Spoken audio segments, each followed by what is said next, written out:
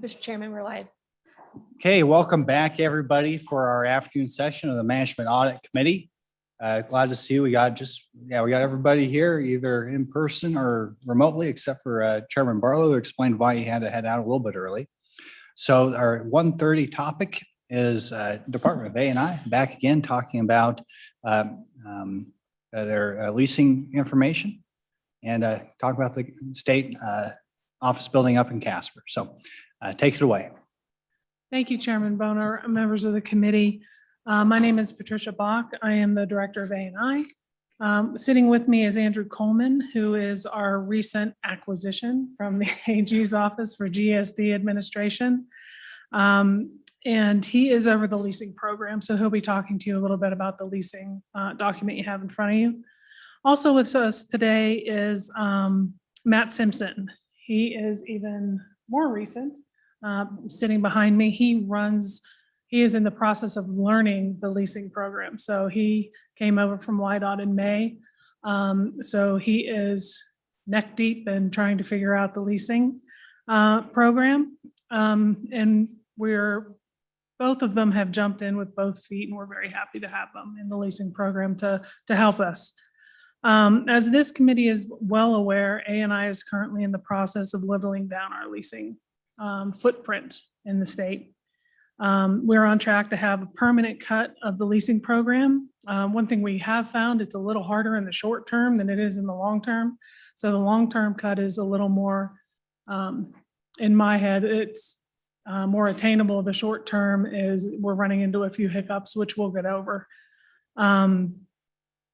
We are working through that, and we'll have a little more on that, the numbers issue on our October meeting before you. That's where I had spoke this morning that we were going to have a little bit of a longer time, hopefully on the October meeting.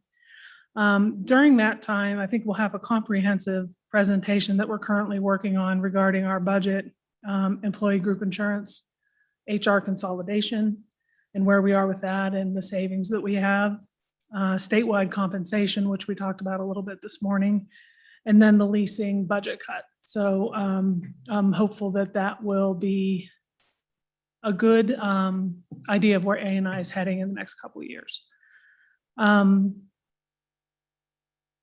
So for the Management Audit Committee on this topic, we're going to be talking about the new and the old leases. I will say we have no new leases to report. The last thing we want to do right now is have new leases. We do have one new building to us that we were not aware of, but that's up in Casper, but that's not a new lease.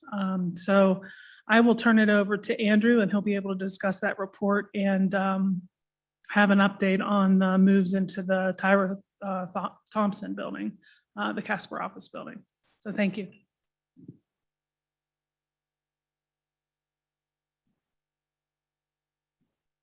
Thank you, Mr. Chair. My name is Andrew Coleman. I'm the General Services Division Administrator. The report that we provided you today regarding the new and existing leases is a report that lists all of our active leases and organizes them by agency. And it includes several items there, as you'll see, in square footage and that sort of thing. I will say that this is kind of our busy season of lease renewals. We generally try to tie most lease expiration dates to the fiscal year. And so we've had a number of renewals that we've worked on in this last month or so. I think in the last 6 months, been about 30 to 40 leases have had to be renewed. And so some of that information has not been updated into the database where this was printed off from. So you'll notice at the end of the report, there's a list of expiration dates, and a number of leases are listed as having already expired. All of those leases we've actually worked on renewals with. So it's just not in the database yet. So I'd be happy to have answer any questions you have there. In total, we have 175 active leases. Over the last couple of years, it was, I think about 2 years ago, it was up over 200. So leasing's been working actively to reduce those. We're still working on additional reductions. And I guess that's kind of the report we have here. The one item Director Bach had mentioned is kind of a new-ish or new to us lease. It's about, unfortunately, apologize, there were not page numbers on the report here, but it's about in the middle. It's under the Department of Workforce Services. Listing for, it's the final lease listed for the Department of Workforce Services. It's 135 North Ash Street. This is a lease that is a existing state agency, that existing state office. It's been around for, I think, at least since 2016. That before this year, the Casper Development Authority, Downtown Development Authority, was paying. It was part of an exchange of land that this Office of the Workforce Services was located in a building that Casper needed for its David Street project. And so they, I think in exchange with the state, agreed to move the state agency into a city space that the Downtown Development Authority paid for a number of years under kind of a sublease. And then that sublease expired this year. And so we needed to reassume that the cost of that lease. And this is actually a part of Workforce Services that will not be working, that will not ultimately be moving into the Thyra Thompson building. So this will be kind of an ongoing office there. So I guess I'll pause for any questions, and otherwise I'll move on to Casper. Okay, Representative Brown. Thank you.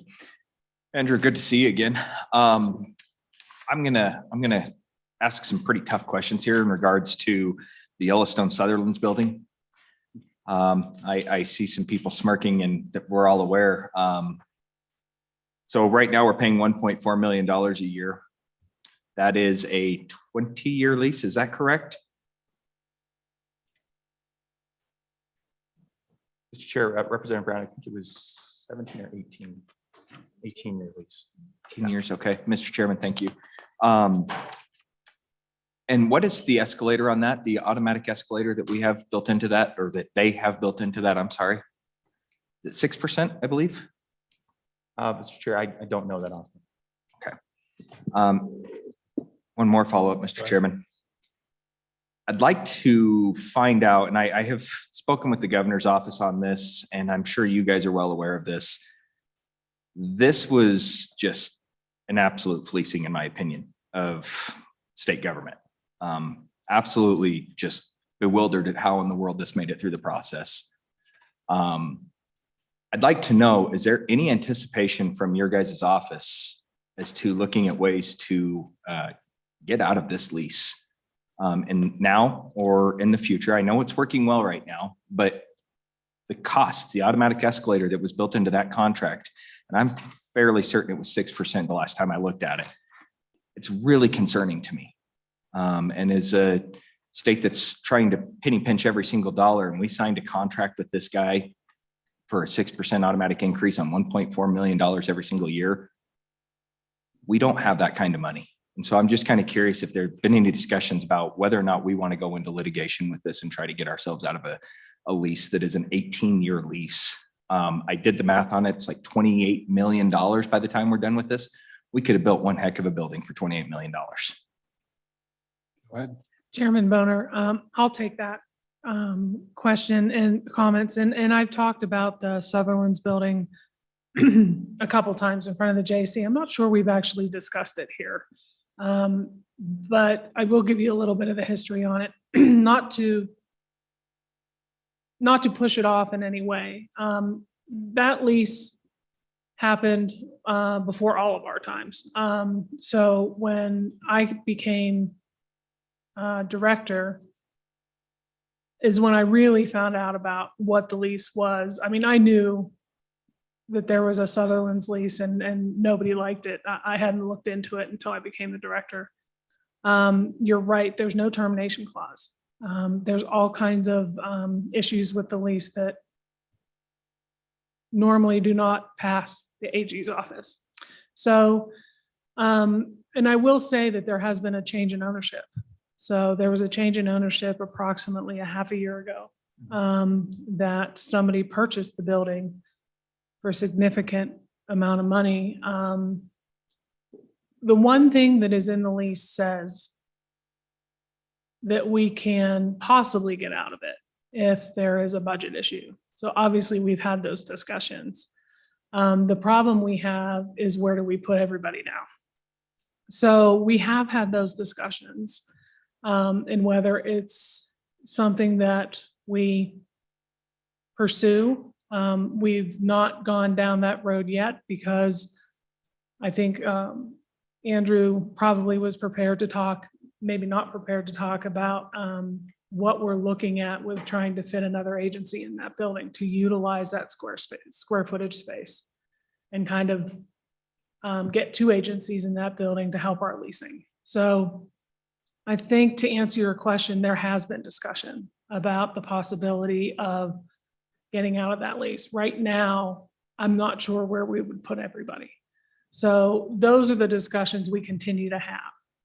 And I think that it's valid, they're valid questions that you have. And I think a lot of legislators and a lot of state employees, a lot of folks at the governor's office have questions about how that lease came about. So I think it's something we continue to talk about, and we should be able to keep you informed on what those discussions entail.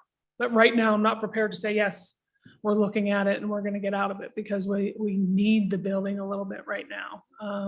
But it doesn't mean that we haven't had that conversation or continue to have that conversation. Last question I have for you. Like I say, this was a big holy cow moment. Do we have internal checks and controls now in place? Because like I say, this made it through every single level of the contract review process and somehow or another was signed. I believe at that time it was Chief of Staff ARP that had signed off on that and gave no, I'm sorry, it was previous director had signed off on that. But do we have internal controls that something like this is not going to hit the taxpayers of Wyoming again? Chairman Boner, yes, we do. And I can't, and it was not Chief of Staff ARP, just to make clear. I think the signatures on there are the previous director, and it was under a previous administration. So the AG's office has certainly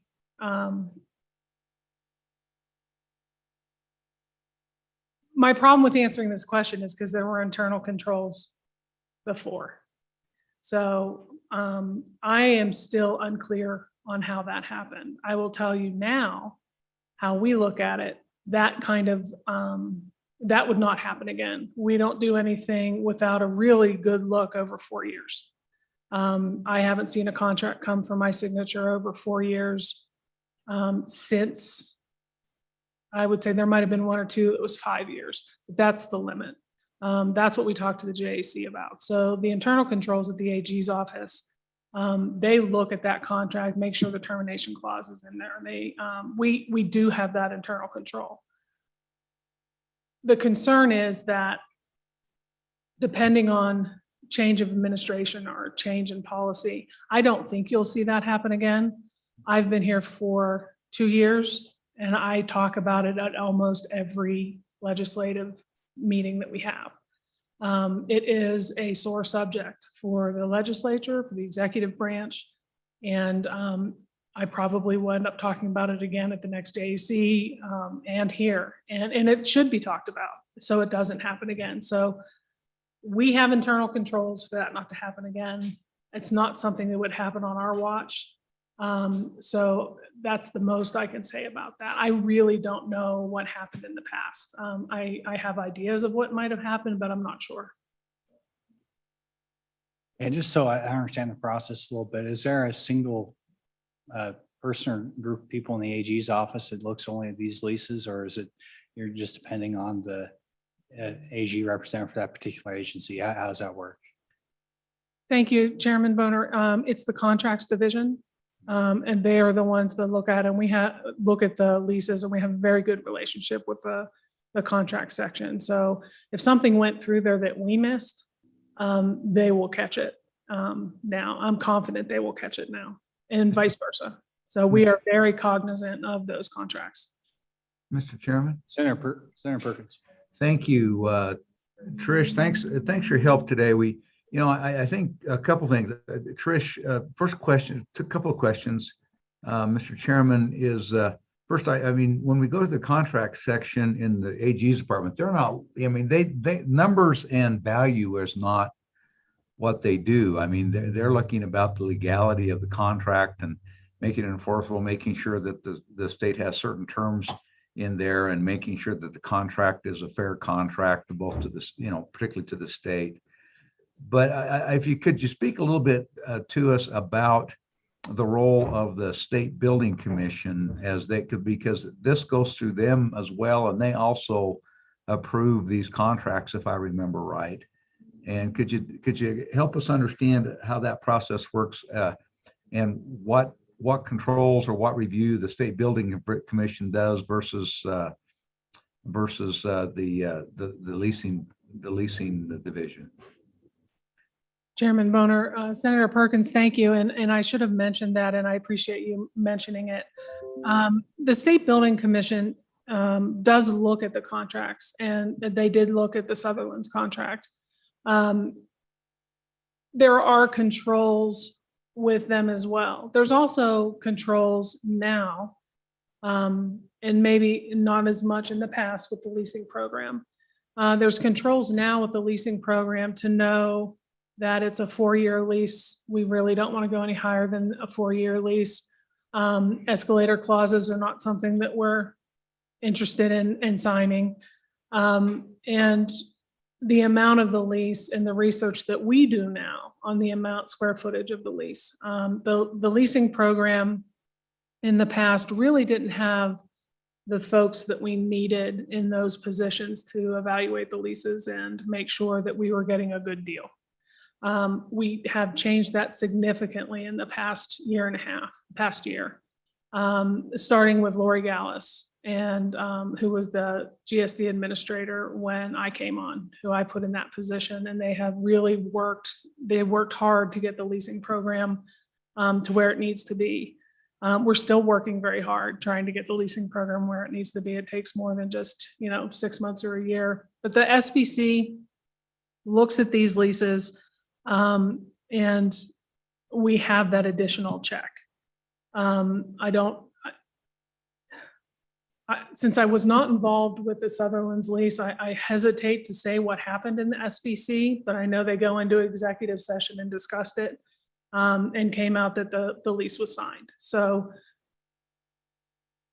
I think that with the legislative scrutiny on this, and the public scrutiny on this, I don't think you would see that happen again in a lease like this. And I hope that answers part of your question, Senator Perkins. Hey, good, Senator Perkins. Thank you. Any further questions, committee? Senator Bouchard, is that your hand up? Thank you, Mr. Chairman. You can see the look on my face, huh? I just have a question about the retirement system. I'm looking at how much the square footage they have and how much rent is being paid. And I'm curious because I've heard of people not even like the director not being in the office every day. And so I'm just wondering, are we utilizing all of that? And have we done any kind of assessments to look if maybe and that should be across the board. I mean, are we actually utilizing all that square footage? Because I mean, we get into these contracts and maybe we shouldn't be doing this. So I'm just kind of curious. That's a big number here, 16,000 square feet. Like I said, I've heard even the director not being there on a daily basis. So that just, how do we assess that? How do we come back and look at, are we getting our bang for our buck? Chairman Boner, Senator Bouchard, I will turn that over to Andrew after I answer one of the questions. One thing we are looking at to reduce the footprint is to be able to have people telework or hotel, come in 2 days a week, share office space. That is what we are looking at with each agency. I do not think we have gotten to retirement as of yet to evaluate that. And I'll turn that over to Andrew to see if he has something different than I know about.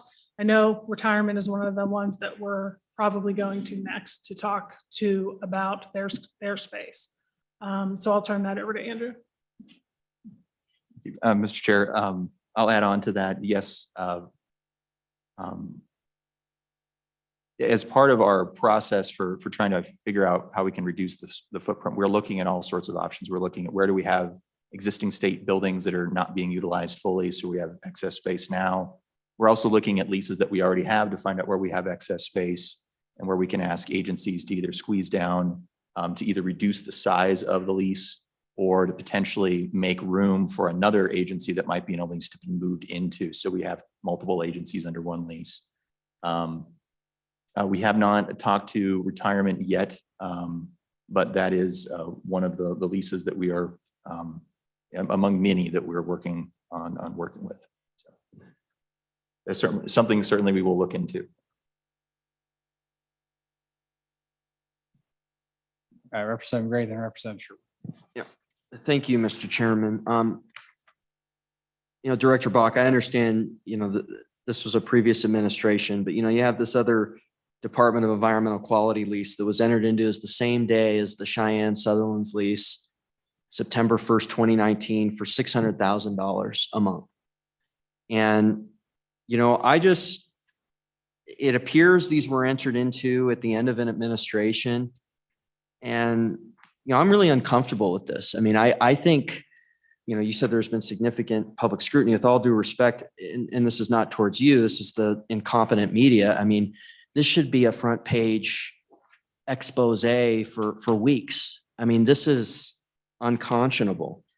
And so, I mean, I think for one, are you looking at releasing a narrative on what happened here? Obviously, it would be the previous administration and it would be an investigation, coming from your administration. I mean, it just has, as the governor talked about this, I mean, this is really, I'm uncomfortable with this. I mean, entering into, and this is just flipping through $2 million worth of rent annually at the end of an administration in one day. I mean, I don't know if there's more. This is really problematic, and so I just don't think there has been anywhere near enough scrutiny of this. I mean, so thank you. You have an answer to that question? Chairman there's a Boner, question Representative Gray, I would push back a little bit on DEQ. That was one of the first questions I had when I came in. I had something in front of me that I found out about the DEQ lease, and I was like, I thought they were moving into the Hirschler building. Things changed when there was some shuffling around on who was moving back into the Hirschler building, and health moved back into the Hirschler building instead of DEQ. I think that's the case. I will double check that. DEQ's lease, that lease, although it's $600,000 a month or whatever the number was here, it is what we would call a good lease because it's cheaper square footage wise. And I can let Andrew talk a little bit about that if he can. It's similar to the lease that we had down by Safeway. I'm always told that was a good lease because it was lower square footage rate. So one of the moves that we're looking at is trying to figure out how to utilize the 17th Street lease.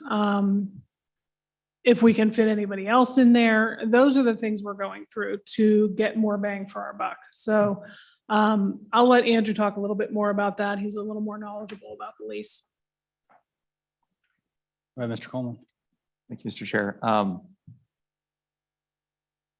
I will add that that was my understanding as well. That was tied with the capital construction project when they entered that lease. And I believe it originally was going to be DEQ was going to move back to the Hirschler, but ultimately changes were made and Department of Health moved back instead. I think one thing to add, going back to a prior question about kind of controls, is one of the great controls that we have in place, and the AG's office has worked really well with us, is the templates that they provide for leases. When we go to negotiate a lease with someone, we are bound by the templates approved by the AG's office, and that's under the SBC rules. There are occasions where there have been leases in the past that have been entered into that have terms that were not matching what the templates were. And that is something that we have in the last 2 years have pushed hard against. We are stuck with those templates, and that's what we approach lessors with. I don't remember some of the differences with the DEQ lease. But I will say that it's a fairly good per square foot cost.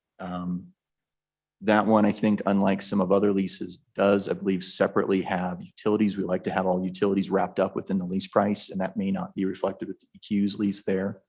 I do think that the space has worked out fairly well for the agency. And I know that there were a lot of modifications made to the building to fit the agency and what they needed. A lot of it was previously unfinished space, I believe. But I guess that's sort of the additional information I have about the DEQ lease. And Chairman and Senator, I don't think the date is, Representative Gray, I'm sorry. I don't think the date is reflective because they've been in that DEQ lease since the beginning of the capital construction. So it was probably a renewal that happened. Representative Brown, you have a follow-up on this? Yeah, Mr. Chairman, that's the agency I worked for, and I can tell you that at least from the ground level where I was at, understanding what happened is, yes, we had moved out of here, out of the Hirschler building at that time. I believe it was 2014, 2015, some timeframe. There was an occupant in the main level, and there was subsequent renewals, but then there was also some discussions of taking over a portion of the lower level. And that's probably what that lease renewal was taking over the space in which that lower level or that main level allowed some additional occupancy. And that's probably what this lease renewal was occupying that last little bit of space. So. Okay, I didn't know if I had follow-up or anything. Okay, you represent sure. Yeah. Okay. Thank you, Mr. Chairman. Thank you for this information. You know that when you give us a lot, we get a little nitpicky. So my apologies in advance for my comments. Do you utilize local economic development organizations to confirm your market rates? So in thinking about, what you're paying per agency, per location, we have a cost per square footage and then an average. I think it'd be interesting to see this by community, if this data could be sorted by like averages in Laramie County, Albany County, et cetera, but also just before you sign a lease, reaching out to say your local Main Street or chamber or ED organization to say, is this in line with market rent? And what jumped out to me that is the basis of this question is the Wyoming Military Department on Grand in Laramie at $36.95 a square foot is the highest rent that you're paying on this list. And this is higher than places in Jackson, but I know that plaza averages $23 a square foot. So, thank you. Okay, go ahead. Mr. Chair, Representative Sherwood, we do have data that we have consulted with the Economic Analysis Division within A&I. They do try to maintain information about local costs of lease space. That is a resource. We're continually working to, especially as we've gotten new staff on board with the leasing program, we're looking to make our process the most efficient, the most useful to make sure that we're getting the good value for the state. I will say that I think historically, and this is, maybe say 10 years ago or something, but I think historically the leasing program was not really as focused on values. It was looking more at what agencies would express interest in particular spaces, that sort of thing, and making sure that they could obtain spaces they were interested in. And it wasn't really I don't think the economic analysis, the fiscal analysis that we are doing now. And so a lot of the leases you'll find are certainly from before my time, almost all of them are. But we're continuing to work on that. And I think I have not heard that suggestion yet to try and talk to local organizations, but I appreciate that. And we will make sure to throw that in our discussions as well as another resource. Yes, and we can generate a report that would show by community. That'd be helpful. And I just flipping through this, once again, looking at the Department of Agriculture, it looks like the office just down the street is leased to the department for no cost. I wonder if you had from the Stockgrowers Association. And so it kind of brings up a question on the opposite end of the spectrum is, are we getting a deal from a lobbying group? And was the appearance of a conflict of interest there? Or in this case, we have a state agency that regulates agriculture, receiving what appears to me a free office space from a lobbying organization. What, he enlightened me as to the situation in that particular circumstance, why there's no charge for use that office space that's being leased by a lobbying organization. Thank you, Chairman Boner. I believe I can, and I'm looking back at our leasing manager, Matt. I believe this is a data issue in our database. Notice there's not an annual rent entered into there. I am absolutely certain that that is not a space that we are not paying rent on. I think it's just an issue with our database, and I appreciate you for spotting that, and we'll make sure that we get that corrected in our records. Okay, yeah, just to understand how that looks, right? And Yes. just want to be cognizant. I understand we want a good deal, but not at the expense of the perception of the integrity of state government, right? So, No, Um, absolutely, yeah. absolutely. And that Anyways. is not a free lease. right, okay, good to know. All right, and Abigail, you have something there? Mr. Chairman, I believe that's the Wyoming Beef Council's office. Could be wrong on that, but Okay, gotcha. So it's a little bit, it's not the Department of Agriculture, but rather a separate agency that falls under the administrative purview of the Department of Agriculture, but has its own funding source, its own fees, and is more independent. correct, Mr. Chairman. Beef Council is independently funded, but administratively housed within the Department of Ag. So the Gotcha. Department of Ag, I think, would be the lease hold the lease. Okay, well, that makes more sense. Thank you. Okay, Representative Stiver. Thank you, Mr. Chairman. Question I have is, we're paying leases for two different agencies on the same piece of property in Powell. If you look at lease number 1282 and 1271, it's the same address.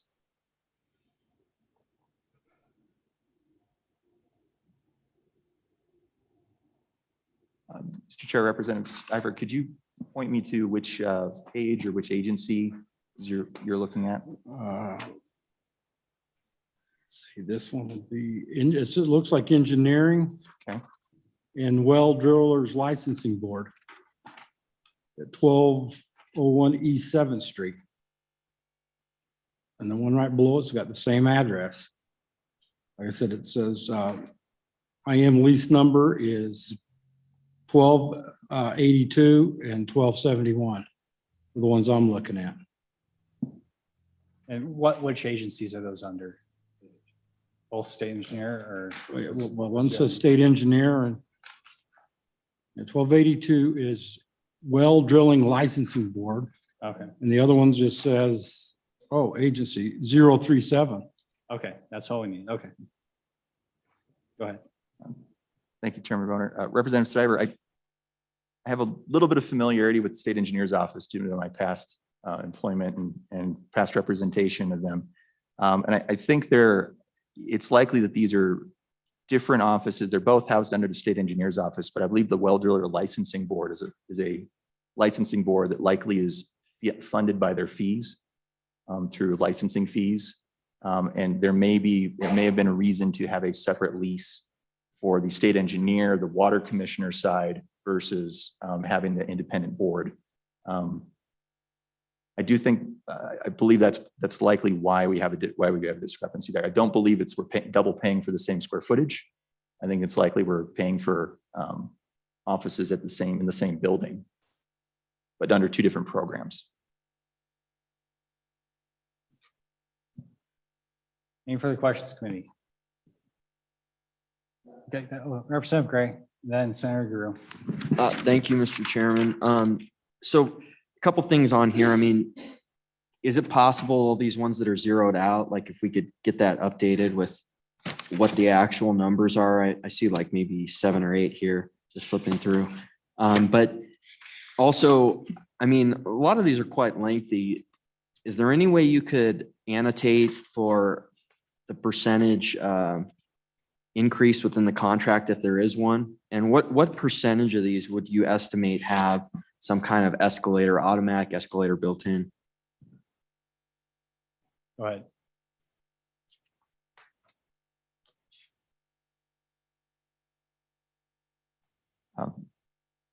Mr. Chair, Representative Gray, I think we can certainly work on making sure that we have data filled in where we have zeros. As far as the percentage that would have escalator clauses, I think we'll need to work on that to collect that information. Okay, Senator Guru. Thank you, Mr. Chairman. Director Bach, good afternoon. We've talked many times about leasing and always have interesting discussions when we do. And I appreciate it. What I was kind of wondering would help me out. Maybe it sounds like from the tenor of the questions so far, it might help the committee for a future meeting. It's just to kind of, you said, and we've talked about this about, things wouldn't happen on your watch that have happened in previous administrations. And I know you all are working really hard on this. What would help me is if you could maybe put together the list of the criteria that you're actually using today, and what's different about that and how it's different and how it contrasts to what was done in the past. As Senator Perkins was saying, I know the AG's office looks at things in a focus about legalities. What exactly are you all doing differently to try to make sure that some of these past bad leases, that we don't replicate or fall into the same traps? I know when they happen, no one ever voted, let's make a bad lease. Let's really just screw this one up, shall we? I don't think it works that way. A lot of times I think it's situational. I also think it'd be very dangerous for us to insinuate because it happened on one certain date that there was something, something wrong. I think that a lot of those had to do with the Capitol Square project. But it would be helpful to know what differences, how you're doing it differently today, what the process is today that you're following, that's going to help us ensure that some of these traps that maybe other predecessors might have fallen prey to doesn't happen again, and what you're doing specifically to address those issues. And I think that would help the board a lot, or help our committee a lot. Yep, I absolutely agree. I think, from a legislative perspective, this is useful. It's good oversight to have all these details here. And certainly it's engender a lot of questions that it may not be fair to expect, all the details of every last lease you have are off the top of your head. But from a procedural perspective, I think that is important, that we have not just the lawyers making sure the terms of the deal are adequate, but also have some assessment, as Representative Sherwood was alluding to, as to whether we're getting good value out of these leases or not, in addition to your continued efforts to try and consolidate the footprint. So that's, as a legislator, personally, I think we do better when we focus on the process. And I agree with Senator Drew that it'd be helpful to have something in writing so we can focus on that, as well as the details of these specific buildings. So that being said, Senator James. Thank you, Mr. Chairman. And kind of piggybacking off of what Senator Drew said, could we also have when you and your team started with all these leases, when you took control, you and your team, that way we can separate out which ones you were in control of versus anyone else. So that way we can focus on that and know where you began and someone else ended. Thank you. Chairman Boner, Senator James, we can definitely do that. I also wanted to respond to Senator Guru and let him know that we will work on that for the October meeting. We'll have that information for you so that you at least see what we're looking at now. And with bringing on Matt behind me from YDOT, I think that's exactly what we're trying to do. And so if we can make it clearer for you on what we're doing, I think that benefits both of us. So I appreciate that. Thank you. Representative Stryver. Thank you, Mr. Chairman. I've got one more that just looking through this, it just clicked. It's Agency 051, Livestock Board, for a lease here in Capital City. I happen to know something about that building. Yeah, I'm just wondering, it says at the end date's February 20th, 2103. Is that just a typo? And where's that one at? This part is I used to have an office in this building. Representative Stiver, I've only seen one lease for the livestock board. Where are you looking at? I'll bring it over to you, Mr. Chairman. Storage property area. Storage property. Okay, do you see what he's referring to? Oh.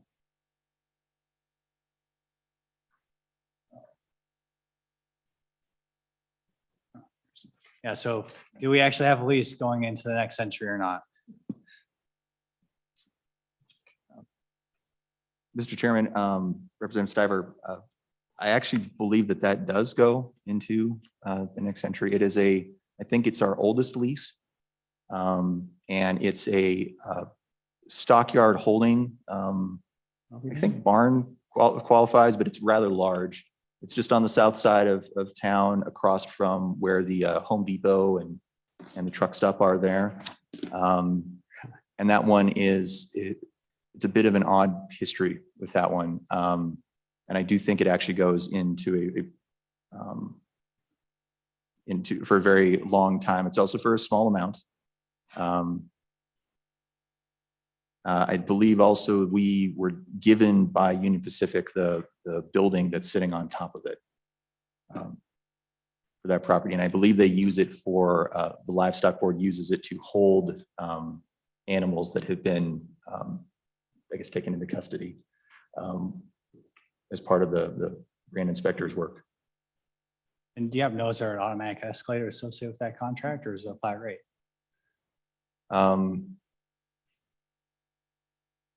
Actually, I believe there's an ability for the Union Pacific to raise it, but there's no automatic escalator in there. So it seems like a pretty good deal, actually, if there's no, Well, yeah, for that long. So anyways, Representative Brown, oh, you have a follow-up, or, okay, go ahead, Stiver. What threw me there was the address they've got for it. It's a totally different address from where the location is to the address on here. So that's what threw me. Thank you. Representative Brown. Mr. Chairman, thank you. I'm just kind of curious, underneath the previous administration, I guess this is more a philosophical question. Underneath the previous administration, there was talk at around 2008, 2009, during the economic downturn, that the state was doing fairly well with money. And there was this ability for the state to help out the local communities by leasing out buildings and placing some of these state agencies into these buildings to help spur economic activity.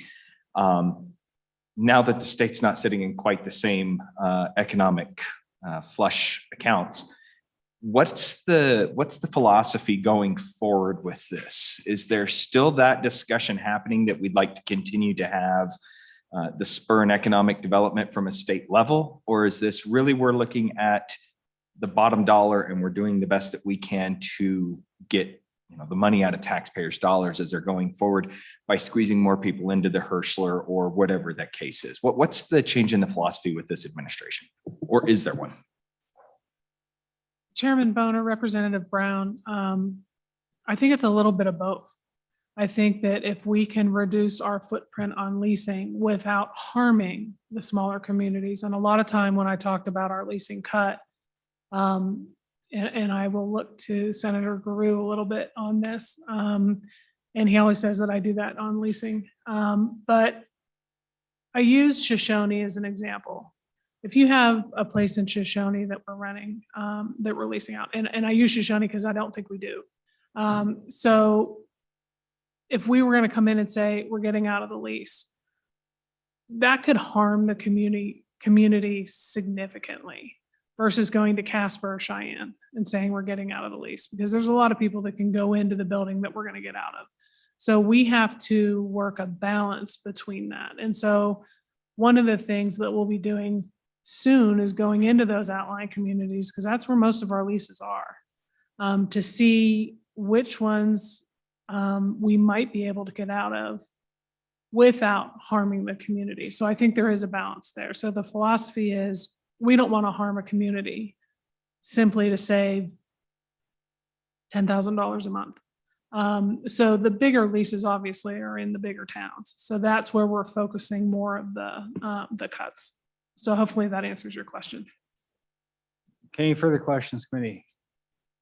I appreciate it. Looks like, Senator Bouchard, and we are getting behind schedule a bit here. Can we go ahead, Senator Bouchard? Thank you, Mr. Chairman. I just have a question, and it's not on this list, but we actually on 2020 Cary, when we had that lease there, did we ever settle that lease with, was it Wayne Voss that had the, I just want to know if that was ever settled. I mean, it seemed to me that we owed them a considerable amount of money. Go ahead. Chairman Boner, it was settled. I don't know the terms. But that's finished with the Voss family. If you need, I can get that information for you before the next meeting. All right, Representative Gray. Thank you, Mr. Chairman. What is the target, Director Bach, of the savings on this leasing consolidation program, and how much savings have you already actualized? And so what's the target and how much have we already actualized? The target, I believe it was 6.9 million. We've actualized approximately, I believe 3 million at this point. So we are working through that process right now, and we'll have more information in October. That's where you'll get the numbers to crunch. Good. All right, cool. Any further questions on this first subtopic with A&I? Okay, thanks. Let's see, we'll go on to the, you have update on the state office building in Casper. Thank you, Chairman Boner. I will be brief on this. Wanted to update you all that for the Thyra Thompson building, we are continuing to meet regularly, I think monthly, with agencies that are moving in there. We're also meeting with ETS regularly to coordinate all the work that they will be helping us with. We're also working with State Construction Department. We're drafting an RFP for the movers contract, which we will be putting out in the near future. Our goal is to have movers picked well ahead of time so that they can do pre-move meetings with all of the agencies and with us and ETS. So everything's coordinated and it goes off well and as clean of a fashion as it possible. We're also working with the agencies looking ahead to addressing operational questions about the building. We're going to have a lot of agencies that are coming out of their own leases that haven't had to be in kind of a combined building with others. And so we're looking at addressing questions on who's controlling key card access and security cameras and those sorts of questions that will come up when you have people actually need to use the building. We're trying to identify those ahead of time so we can get on top of that and have those questions answered. I also did want to do an update, and this is in response to Senator Perkins' question from the previous hearing we had. He had asked about the 100 Midwest building there in Casper. That's a workforce services building. I think there's actually technically 2 buildings there that are adjoining. And these are buildings that are owned by the state that the Department of Workforce Services will be moving out of. And he had asked, what are we planning to do with that building? And I've had an opportunity to look more into that. And it does look like the condition of the building is, as we understand it, is very poor. And that those will likely be assets that need to be sold after the Department of Workforce Services has moved out. Any questions on the Casper office building? Senator Perkins. Thank you, Mr. Chairman. Just to follow up on that, I'm just wondering on the value of that. My recollection was that, I mean, that's one of the reasons, was one of the impetuses behind building the Casper office building was that state building. I think we had to, to bring it up to code, we were going to have to spend something in the neighborhood of 3 million. And even at that point, it would only been to bring it back into code. And at that point, it would have been worth 1.7. Now, maybe that's a little different now, but I'm sure the costs have also gone up. So my question to you is on you, as have you discussed the plans to sell? Are you just going to try and sell that old Hulk? Or are you going to try and tear it down and sell the lot? Or have you have you broached that question about as that's going to move into surplus property sometime, hopefully about the end of this year? I just wondering where you're at on that. Thank you. Go ahead. Yeah, thank you, Chairman Boner. Senator Perkins, I don't think we've had specific discussions on what measures might be done before it's sold. We're starting those discussions. We're working with State Construction Department. I know that we're going to have to go through the State Building Commission as well on making decisions with the property. We're going to have to get an appraisal on the property. We're also getting a hold of the previous condition reports from the last time it was assessed for its condition, which I suspect was probably about the time that we decided to build the Casper office building. And those are all things that I think we'll be discussing as to what's the best way to get the value to the state for that property if we're not able to continue to use it, which it doesn't look like we will be.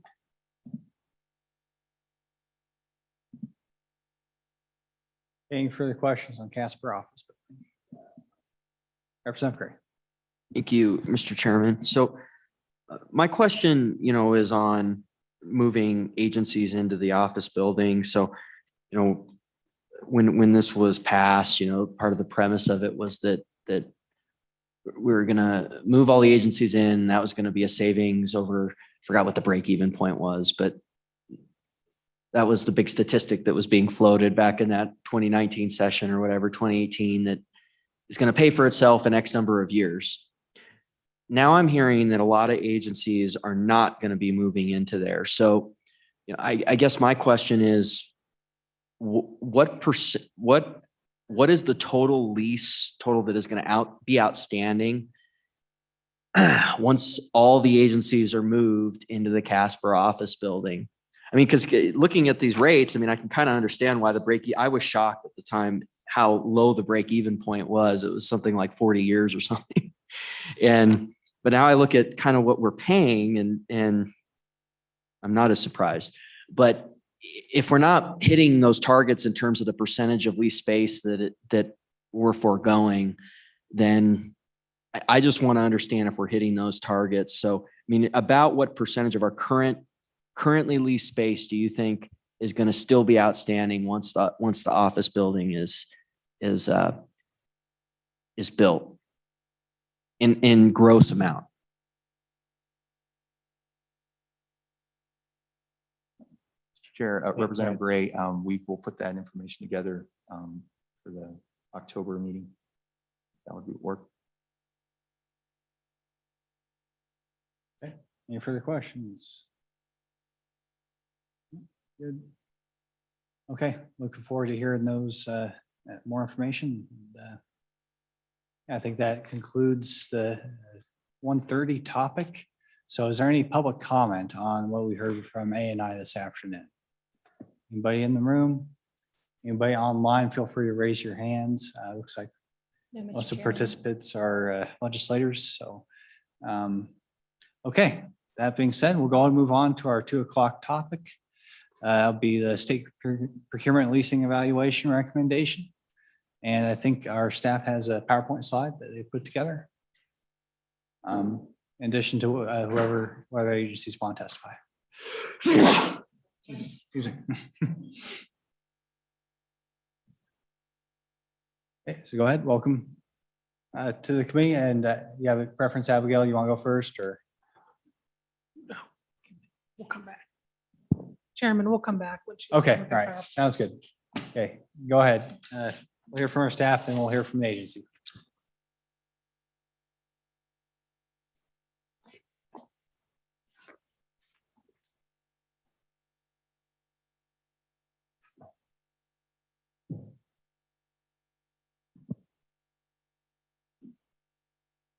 Mr. Chairman, if I get a little jittery, it's because I've had maybe too many puffs of my inhaler, so to keep myself from coughing. So I'm feeling it this afternoon. This topic comes up from follow-up from the state procurement and leasing evaluation in 2018 that we started the follow-up last fall. And then we also, the committee had requested information on the Department of Revenue's procurement of the Encompass system. Following recent happenings, we decided to, our perspective of that project and the relevance perhaps to this committee is as part of this state procurement leasing follow-up. One of the recommendations that came out of that 2018 evaluation was recommendation 3.3, which the Management Audit Committee could consider a separate evaluation focusing on state agency practices related to contract negotiation, administration, and monitoring. So you'll see that recommendation in your packet. The details of the actual narrative in the report are included in the packet as well. And then finally, ANI's response, which ANI, I'll let them speak to it, but generally was looking, they said, well, look at the centralization perhaps of those. So the PowerPoint I put together is literally 5 or 6 slides just for a primer of folks in the room who may not currently understand who's responsible for what in the contracting, state contracting process. So if Carla can. So there's kind of 4 main entities involved. You have your individual state agency, you have the Attorney General's office, you have ANI, and you have ETS. Individual state agencies are the primary agency that's responsible for drafting contracts using templates approved by the Attorney General's office. The person who is responsible for doing that within the agency varies. It can be a program manager, it can be someone designated to do all of them, whoever has the account to process them. It varies. Agencies may seek guidance from the AG, ANI, and ETS, and then agencies then, after the contract's been signed, they are responsible for monitoring the contracts for compliance with the terms and enforcement.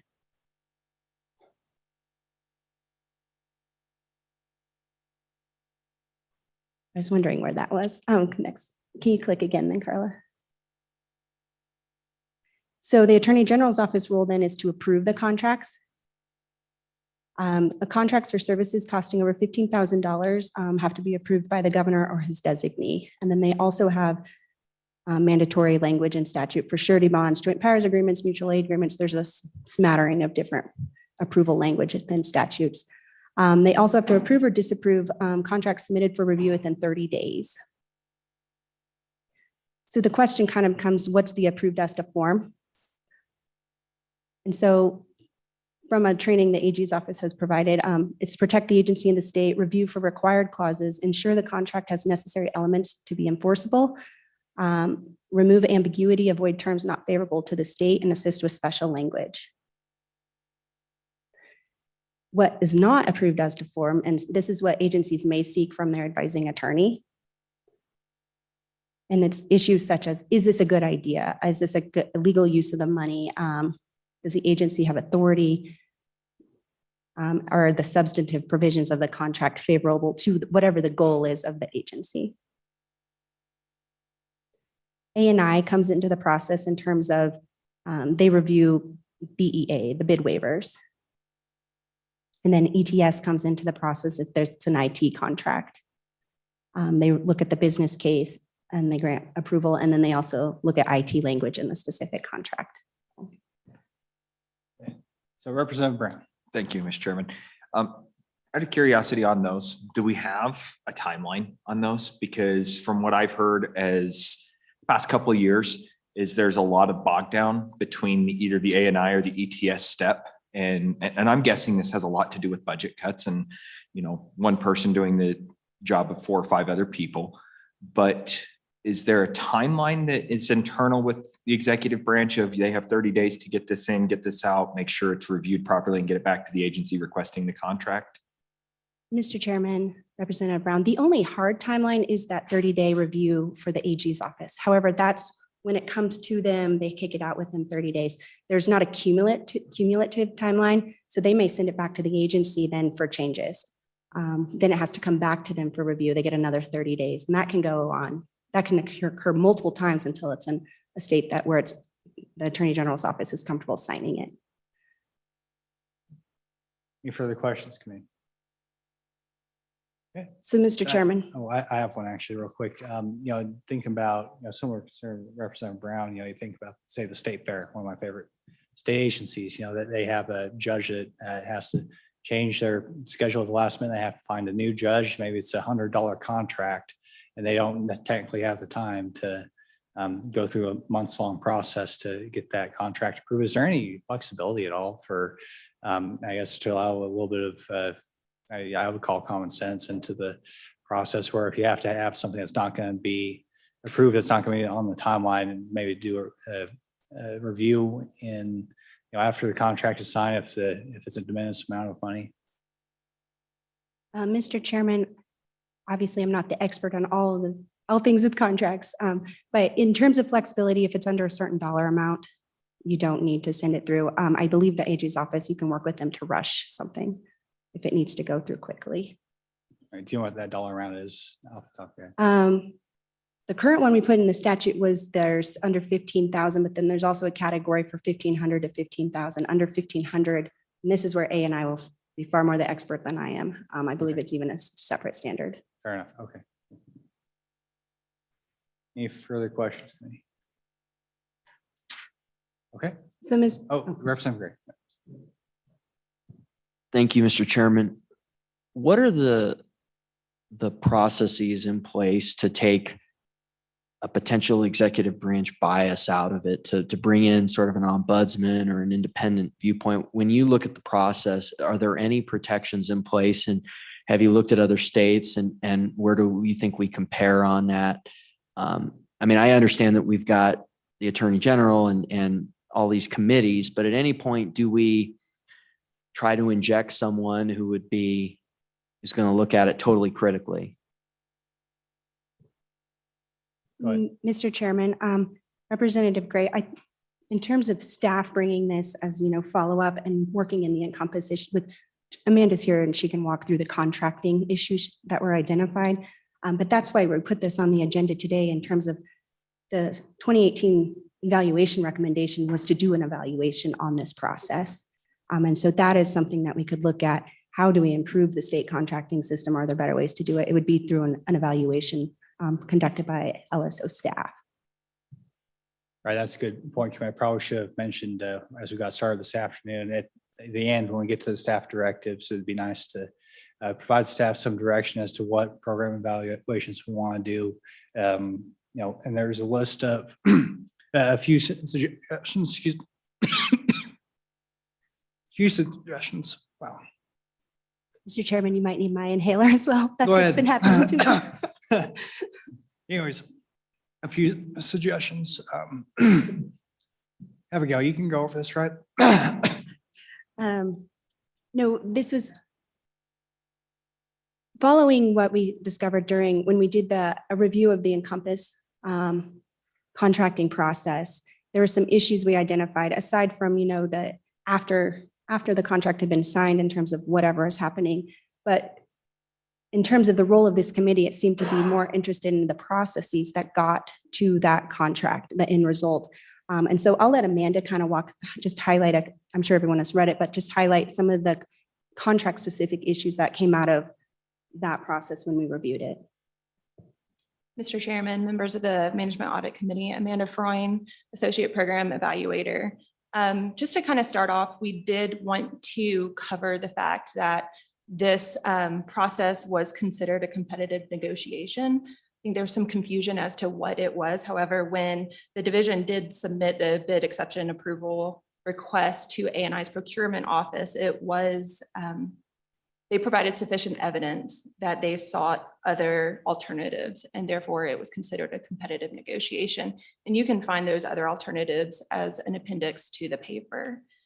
For the purposes of the conversation today, linking it to the recommendation of 3.3, we did identify a couple issues related to the contract.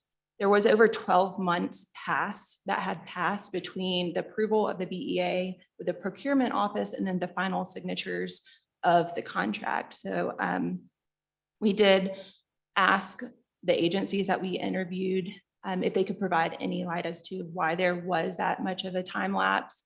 And everyone acknowledged it was an issue, but we did not know why that time lapse was there. The contract also failed to include specific deliverables tailored to the specific needs of the division. So that becomes an issue when there's no stated deliverables in a contract. Those are the two main issues that we identified that are related to contracts and the recommendation of the 3.3 that Abby discussed. Yeah, I think I'm better now. Okay. So any further questions? And as I was trying to say and failed in saying, you know, what we do, this is part of what this committee does. We do these evaluations, we do these deep dives. And so I think, you know, this is kind of primed for something that would be deliverable next spring. Is that correct in terms of the timeline? So not something we need to start the ball rolling now, but something we consider, this committee would consider in the next interim for potential action in the 23 general session. So. Okay, so any further questions or comments on this? I know this is something we discussed at length in last meeting dealing with the liquor division, and but just in general, when talking about this recommendation for evaluation. Senator Guru. Thank you, Mr. Chairman. I appreciate that, and I appreciate all the work the staff has done. This has been kind of we're just talking about leases and what we do with those, and talked about previous administrations and time past, and this one's kind of right in the moment. And it's my hope, and just taking off on what the good chairman was just discussing, I hope that during the next interim, we can take this up as one of those deep dives and say from the time this project started with Encompass until the contract was signed, until literally just things that have happened in the last few weeks. Right now, I don't believe the time is right to do this, because right now we're in the moment trying to get some things solved. And I think that the Department of Revenue is working very hard to get those things solved. And I encourage them. I know the governor's office is working very hard too. And so, but when we have time to really do that, I think is in the future, to go in a deep dive, look back at all of this and say, I truly believe this is a textbook case and will come to be known as a textbook case of what happens when you, with the best of intentions, when you fail to follow a process, when you get and start to sidestep bits of a process, and how that can really go just go haywire through a whole series of events that frankly, some of them no one had any control over. Some they did have control over, but things just kind of spun out of control. And right now we're working a lot of folks are working to get it fixed, but it would be my hope that we can do that. I think that the staff's done a good job of actually highlighting some of the areas to start looking at and to start going over. But I think as they go through it, I think that the state will be well served to go through such a case. And it was just like I was talking about before with the leases and coming up with better systems and how we can learn from our mistakes. And this one, I'm not going to duck this one. I was on it. Appropriations when some of this got approved. And so I'll take ownership on some of this. I think we tried to do our best to try to see where problems were, but we missed some things too. And so I know I did. And so, and I've been on an ad hoc committee for the last year trying to work on it. And so I hope that we can take this step and take this up. I think this is the committee to do it. So I appreciate the staff's work on this so far. I don't have any questions, but I just wanted to thank the staff for their work and urge the committee to really follow this one. And this is one that we can take a hold of and get some good results for the future out of it. Thank you, Mr. Chairman. Okay, go ahead. Mr. Chairman, Senator Grew, in terms of talking about an evaluation, I should clarify that, I think the issues that went on with the liquor division when we reviewed the procurement process, I think you're right. A number of things everything that could have gone wrong went wrong with that procurement process.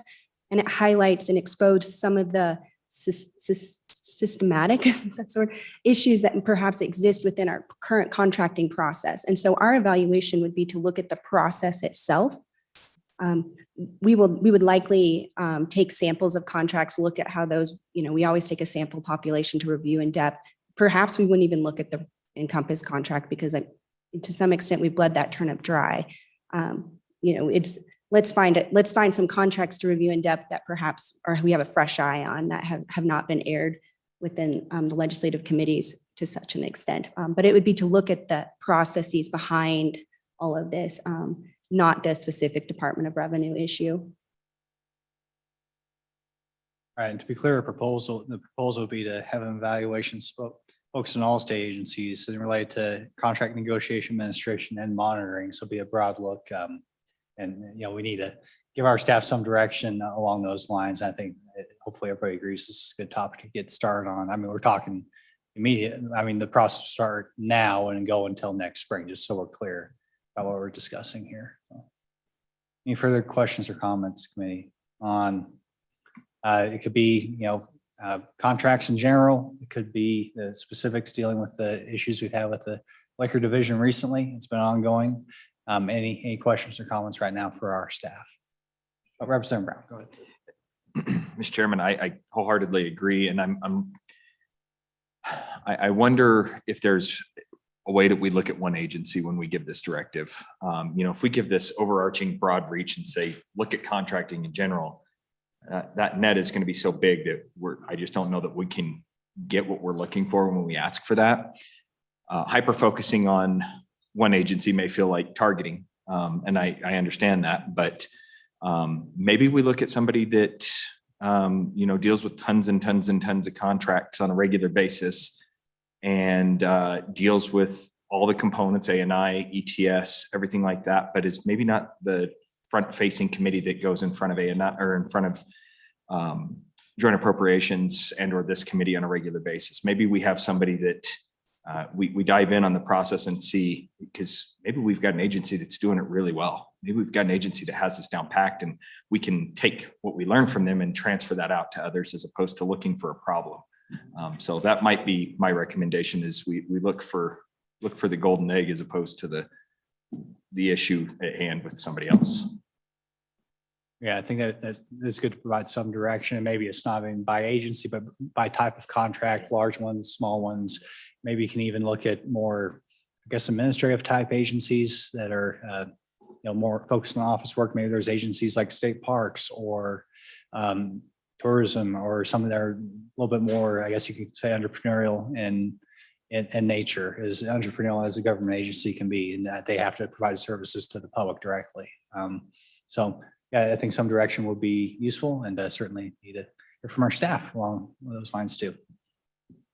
Mr. Chairman, a lot of times we start with a scoping paper of these in-depth research papers to at least help the committee identify a problem. We're a little advanced on this topic because following the discussion with the Encompass procurement process, I think we've identified a problem.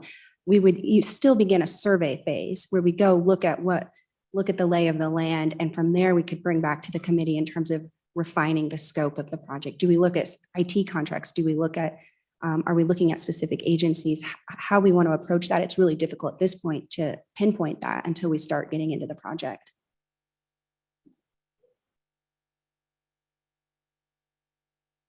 Any further questions, committee, or comments? Okay, thank you very much. Appreciate it.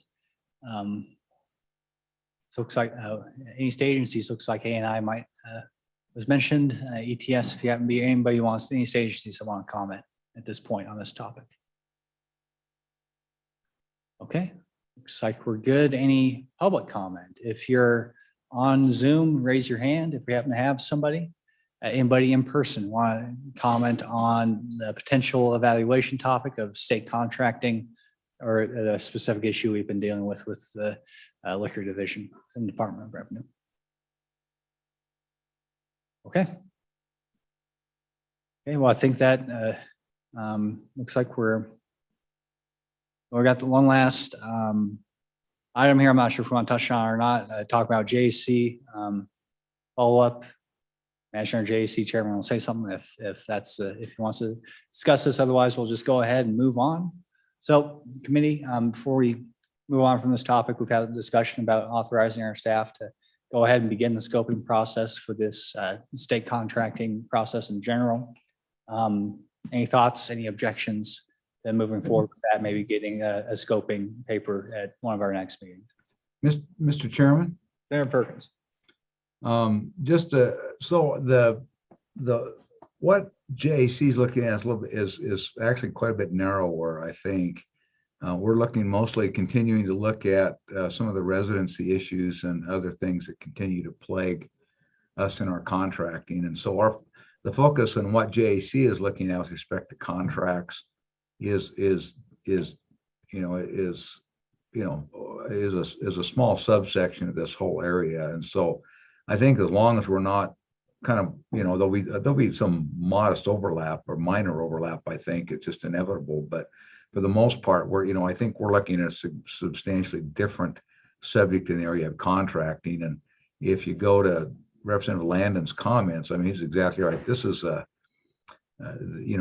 overall subject of contracting is a huge, huge subject. And I think that for us to do something meaningful, what we need to try and narrow the scope of this down, similar to what I think Representative Landon was just talking about a few minutes ago, and maybe refine that a little bit as we move forward. Thank you, Mr. Chairman. Okay, thank you, Chairman Perkins. Appreciate it.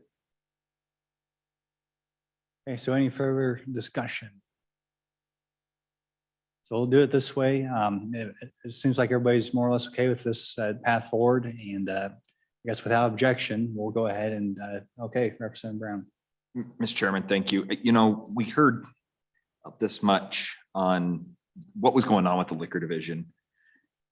And frankly, with the removal of the director and the administrator in that area, I think I'd like to maybe hear a little bit more about what exactly was going on and what, not necessarily those things, but what was going on at the Department of Revenue's liquor division with that contract. I know Senator Guru said he was on a working group for the past year and a half trying to get some stuff done, but it sounds like, there's a lot of competing stories and a lot of information coming in here. And so I know he can't see it right now, but I'm looking right at the senator. It might be beneficial maybe for this committee to get a little bit more information regarding that particular topic.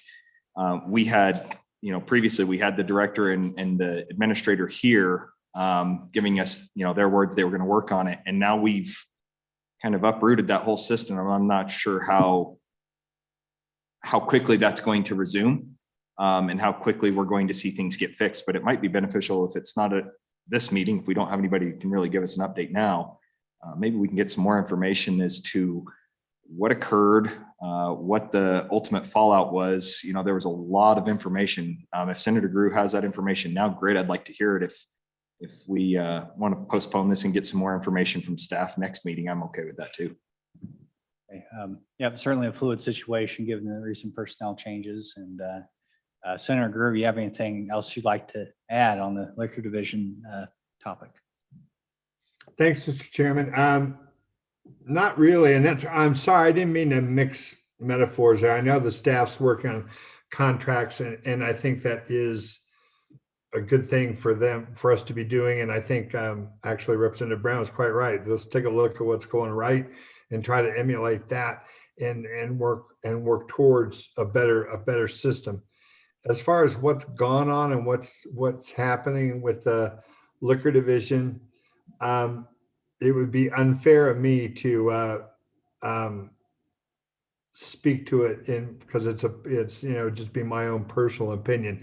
And this story and what's happened there has involved a lot of people I have a lot of respect for, a lot of people that all of us know, a lot of hardworking folks at the Wyoming Liquor Division, other agencies, governor's office, all the way down the line. It's a fairly wide reaching deal. And so that's why what I was saying was, I think right now they're working on getting things straightened out over there and getting getting the systems back on track because they've just kind of were off track there for quite a while.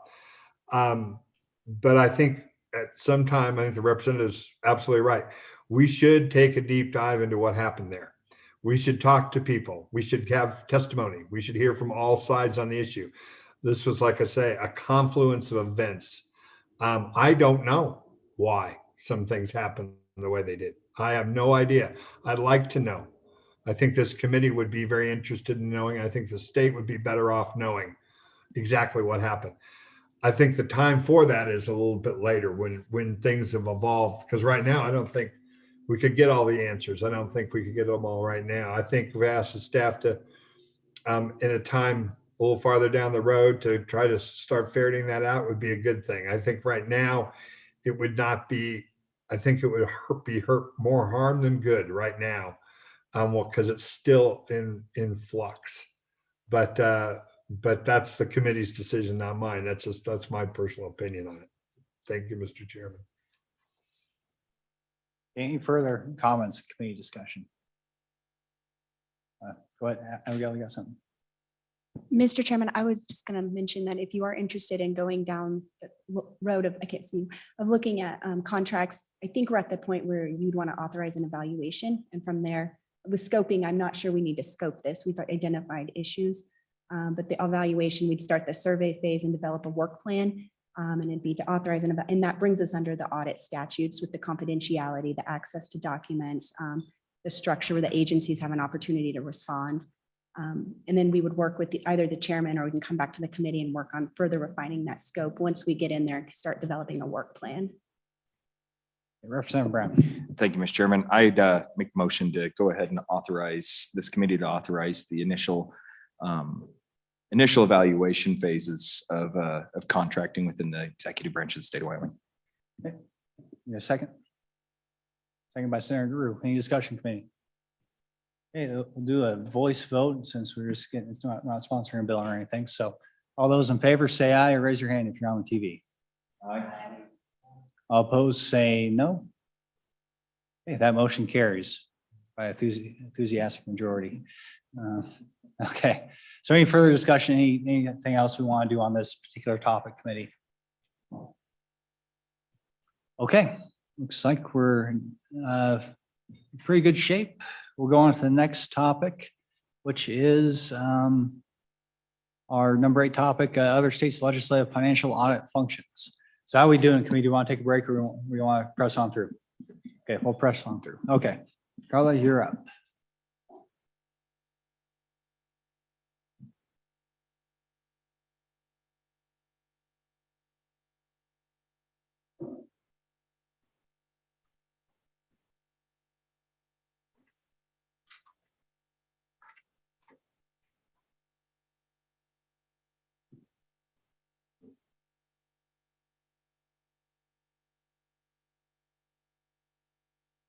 Thank you, Mr. Chairman, or Vice Chairman, Chairman for the day, and members of the committee.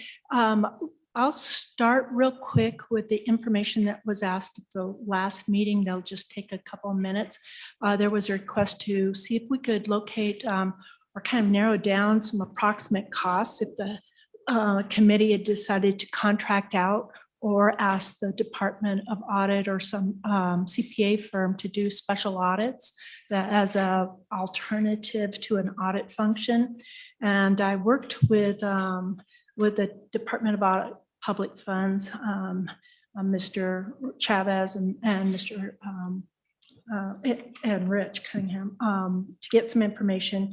And basically the objective was to get a cost per hour for auditors and the availability of CPAs for auditing.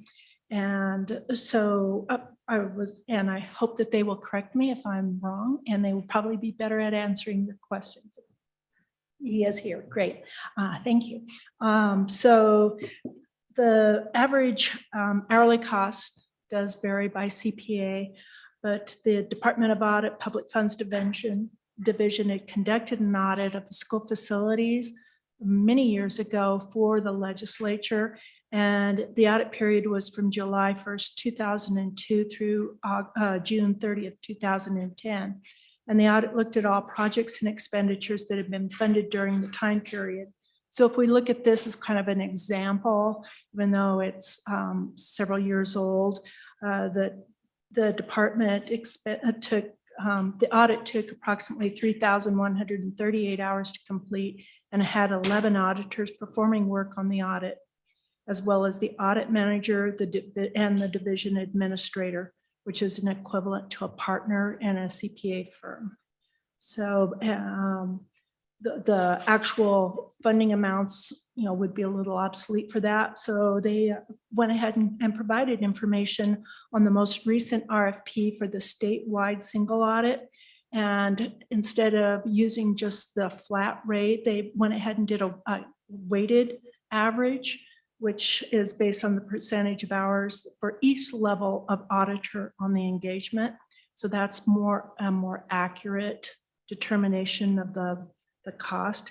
And when calculated based on the weighted average, the average hourly rate for CPA audits is about $140 an hour. And so you can just, it's hard to know how many hours are going to be on something. And perhaps Mr. Chavez will be able to give a better idea if you have something in mind. But looking at the availability of the CPA firms in Wyoming to do audit work, you will recall that at the last meeting, the Department of Audit indicated that they were having, some of the special districts were having issues obtaining a CPA firm for their required work. And my understanding is that the Department of Audit is still looking to find qualified CPAs to be employed there. If you look at the Wyoming Association of CPAs, there's 140 people listed on the website. And if you pull down the categories for those that'll do auditing, there are about 23 to 26 right now. There are people that will do auditing compilation and review, and there are more of those, but there's not a significant number of them. So the Department of Audit provided their list of CPA firms that do auditing that they advertise with when they're going to do the CAF or the statewide audit, and their list provides 42 firms. I believe 26 of those are, 25 are listed for audits in the state of Wyoming, and then the remainder are outside, and some of them are like big firms like Deloitte out of Tennessee, I believe it was, and some are just real close, like in Greeley or Montana.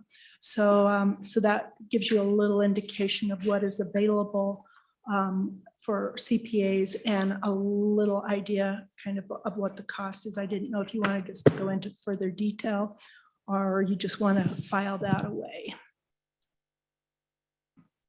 Any questions, committee? Representative Brown. Thank you, Mr. Chairman. Carla, when you were going through this, I'm just kind of curious. You guys found that cost of $140 roughly for an auditor. Was that most of this? Did you guys find that was mostly state employees, or did they outsource a lot of this with contractual? Or did you really get into that at all? Was this just kind of, we were looking for this price point and how many FTEs? When you look at South Dakota, they were doing quite a few audits with a very small amount of people, but just kind of curious if they were hiring outside entities to do something like this as well. Mr. Chairman, Representative Brown, thank you. The amount that I gave you is based on what kind of audit work we're having done here in Wyoming. And so what that would be, and that may include the audit firms that have been employed by the state of Wyoming to do work in Wyoming. As you can look at the other paper that I'm about to present on the legislative audit functions, there is a wide amount, and I'm sure those vary. I can go ahead and start on that presentation if you're ready. Oh, okay, thank you. So at the last meeting, we were asked to look at specifically what would be, what other states have legislative audit functions in the financial aspect of fiscal auditors, with what kind of certifications or degrees do they have, and what are their budgets, and what kind of work are they doing. And so we looked at the Western states, except for Texas and California because of their size, and they really don't quite fit into our model. And so of those, there are the states that don't have any sort of fiscal analysts in their group, that in their legislative group. And so there were a number of those like Wyoming and Hawaii and Idaho. And then there are those that have legislative shops that have fiscal auditors. There are two kinds of those states. There are those that have the auditors that are doing audit work. And then there are also states like New Mexico that have the CPAs and the certified financial auditors that are in there doing budget work and fiscal work. Like New Mexico, they work for their for the fiscal committee, and they're all assigned to individual agencies, and they do deep work within their budgets. So we're focusing on those 7 states that have fiscal audit sections that do fiscal auditing. And so those are the states that are listed in the report initially. And you should have in your packet this little summary form Chairman Barlow asked, just so it's a quick overview, and so that it would show the reports along with what the staff and the cost is. So you have those 7 states that I articulated are Alaska, Arizona, Colorado, Montana, Nevada, South Dakota, and Utah. And of those, South Dakota, they all have other auditing functions in there, similar to like what we have here with the performance evaluations. Some also have IT audits. The only one that doesn't is South Dakota. So they are a purely fiscal audit shop. Then if you look at Utah, they are probably the least fiscal audit shop because they mostly perform program evaluations with a bigger fiscal emphasis on them. So they do more, they'll do an evaluation that includes more of the fiscal performance aspect of it. So as you can see, that the audit shops have a wide range of products that they provide. If you look at Arizona, they really seriously use that legislative audit shop as a pure audit everything kind of. But I want you to also notice that the listing of the reports is a little bit skewed. I made a note on the page for South Dakota because they do their 163 school entities, that it makes it look like they do over 200 audits with 40 staffers, and that's not accurate. That makes everybody else look like they're slackers, and they're not. In 1995, they were given the permission to contract out for those audits. So they review them, and the same kind of work is similarly conducted here in the state of Wyoming, but it's not presented in our report work. So, so that isn't listed here. I guess I can go over, you see that the certifications, most of these states have not just CPAs, but they have several certifications. And that list of certifications is a table in the document. And if you have one certification, they frequently have 2 or 3. So, and these certifications are usually after college. They're not necessarily a degree plus work, but they're special work and an exam is involved. Are there any questions so far? Representative Gray. Thank you, Mr. Chairman. So Arizona is just incredible. I mean, they have this whole, Office of Inspector of Auditor General that's appointed by the legislature. And so my question is, in your research, did you find that just this incredible, audit work they're doing down there currently on the election, are they utilizing the Auditor General and the staff there to help with that? Because I toured that. It's an incredible effort. And did you see any work from the Auditor General in that office they have on the election audit they're doing? Mr. Chairman, Representative Gray, no, and I did not specifically look at that. We were looking at fiscal audits rather than election audits, so I'm not sure of their involvement in that, whether there is or isn't. It wasn't listed on their webpage, if that helps. Any further questions? So we also wanted to include the perspective that for those states that have legislative direction, but the audits aren't conducted within the legislative branch. And Amanda can speak to that. Mr. Chairman, members of the Management Audit Committee, like Carlos said, there's 2 Western states that were identified in our research, North Dakota and Oregon, that have a similar not a similar, but they have a hybrid model with the executive branch conducting the audits, with the legislative branch formally reviewing and directing to some extent the audit work. So we have the state of Oregon, which the Secretary of State has an Oregon Audits Division, and this division performs the duties described in the Constitution of Oregon as being the auditor of the public accounts. And the division reports directly to the elected Secretary of State. It's independent of any other agencies within the executive, legislative, and judicial branches of the Oregon government. The Audits Division has authority to audit all state officers, agencies, boards, commissions, as well as administrator municipal law, audit law. The Joint Legislative Audit Committee does select reports for review and makes recommendations for change or remediation to other legislative committees and executive branch. This legislative committee also reviews requests for performance audits and proposed legislation related to audits and recommendations, and audit follow-up reviews to be conducted by the Secretary of State. This committee, legislative committee, also directs its legislative staff to conduct performance assessments of state agency programs, reviews of agency or statewide processes, sunset reviews, change of director reviews, and reviews of audits conducted by the Secretary of State or contract auditors.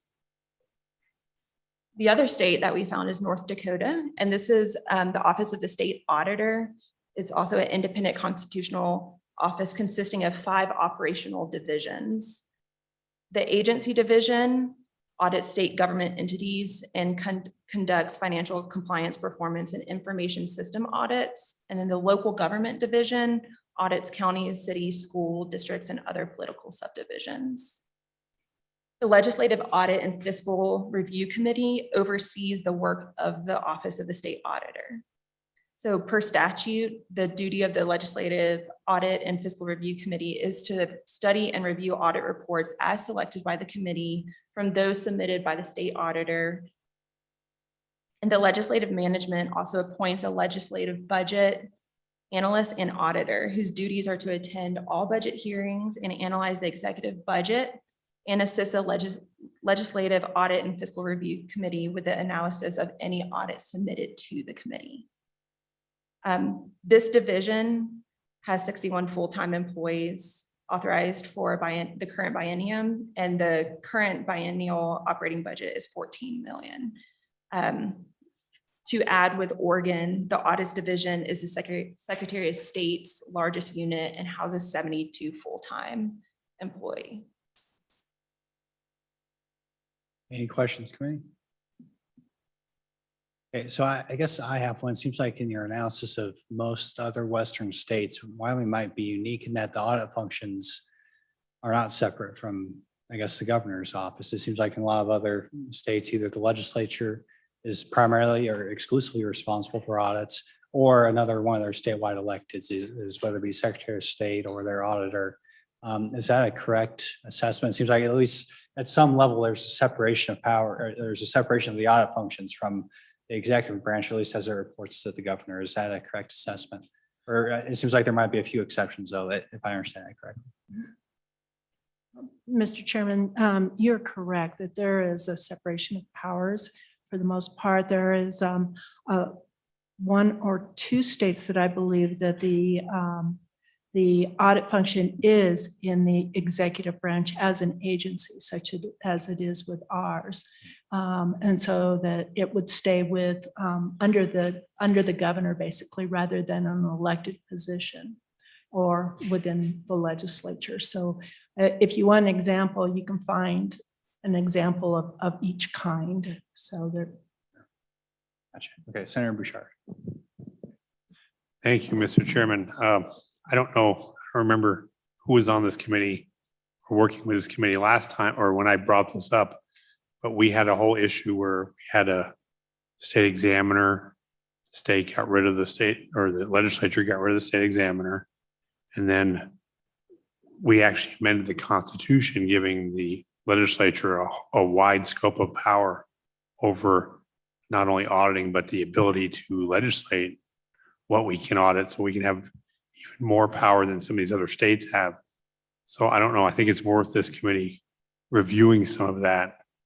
Because I remember we had to take a lunch break so the lawyers could go look at it. And they came back and said, because I pulled out that little pesky little Constitution. And basically they had to review it and say, I guess we do have the power. So I think there has to be, we got new members of the committee and they don't know that the context of that conversation or what was brought up. We may need to come back and review that as well. As you're talking about the history of the audit functions within the state of Wyoming, how it used to be the state auditor, then that changed at some point. And I guess the question is what's the status quo is and what we can and can't do constitutionally as the legislative branch to potentially affect some change here. Mr. Chairman, what happened, we had a state examiner. I think, just reading between the lines, the state examiner must have made some people mad. The legislature got rid of them. But when they did, they gave the power audit back to the legislature. It's in the Constitution.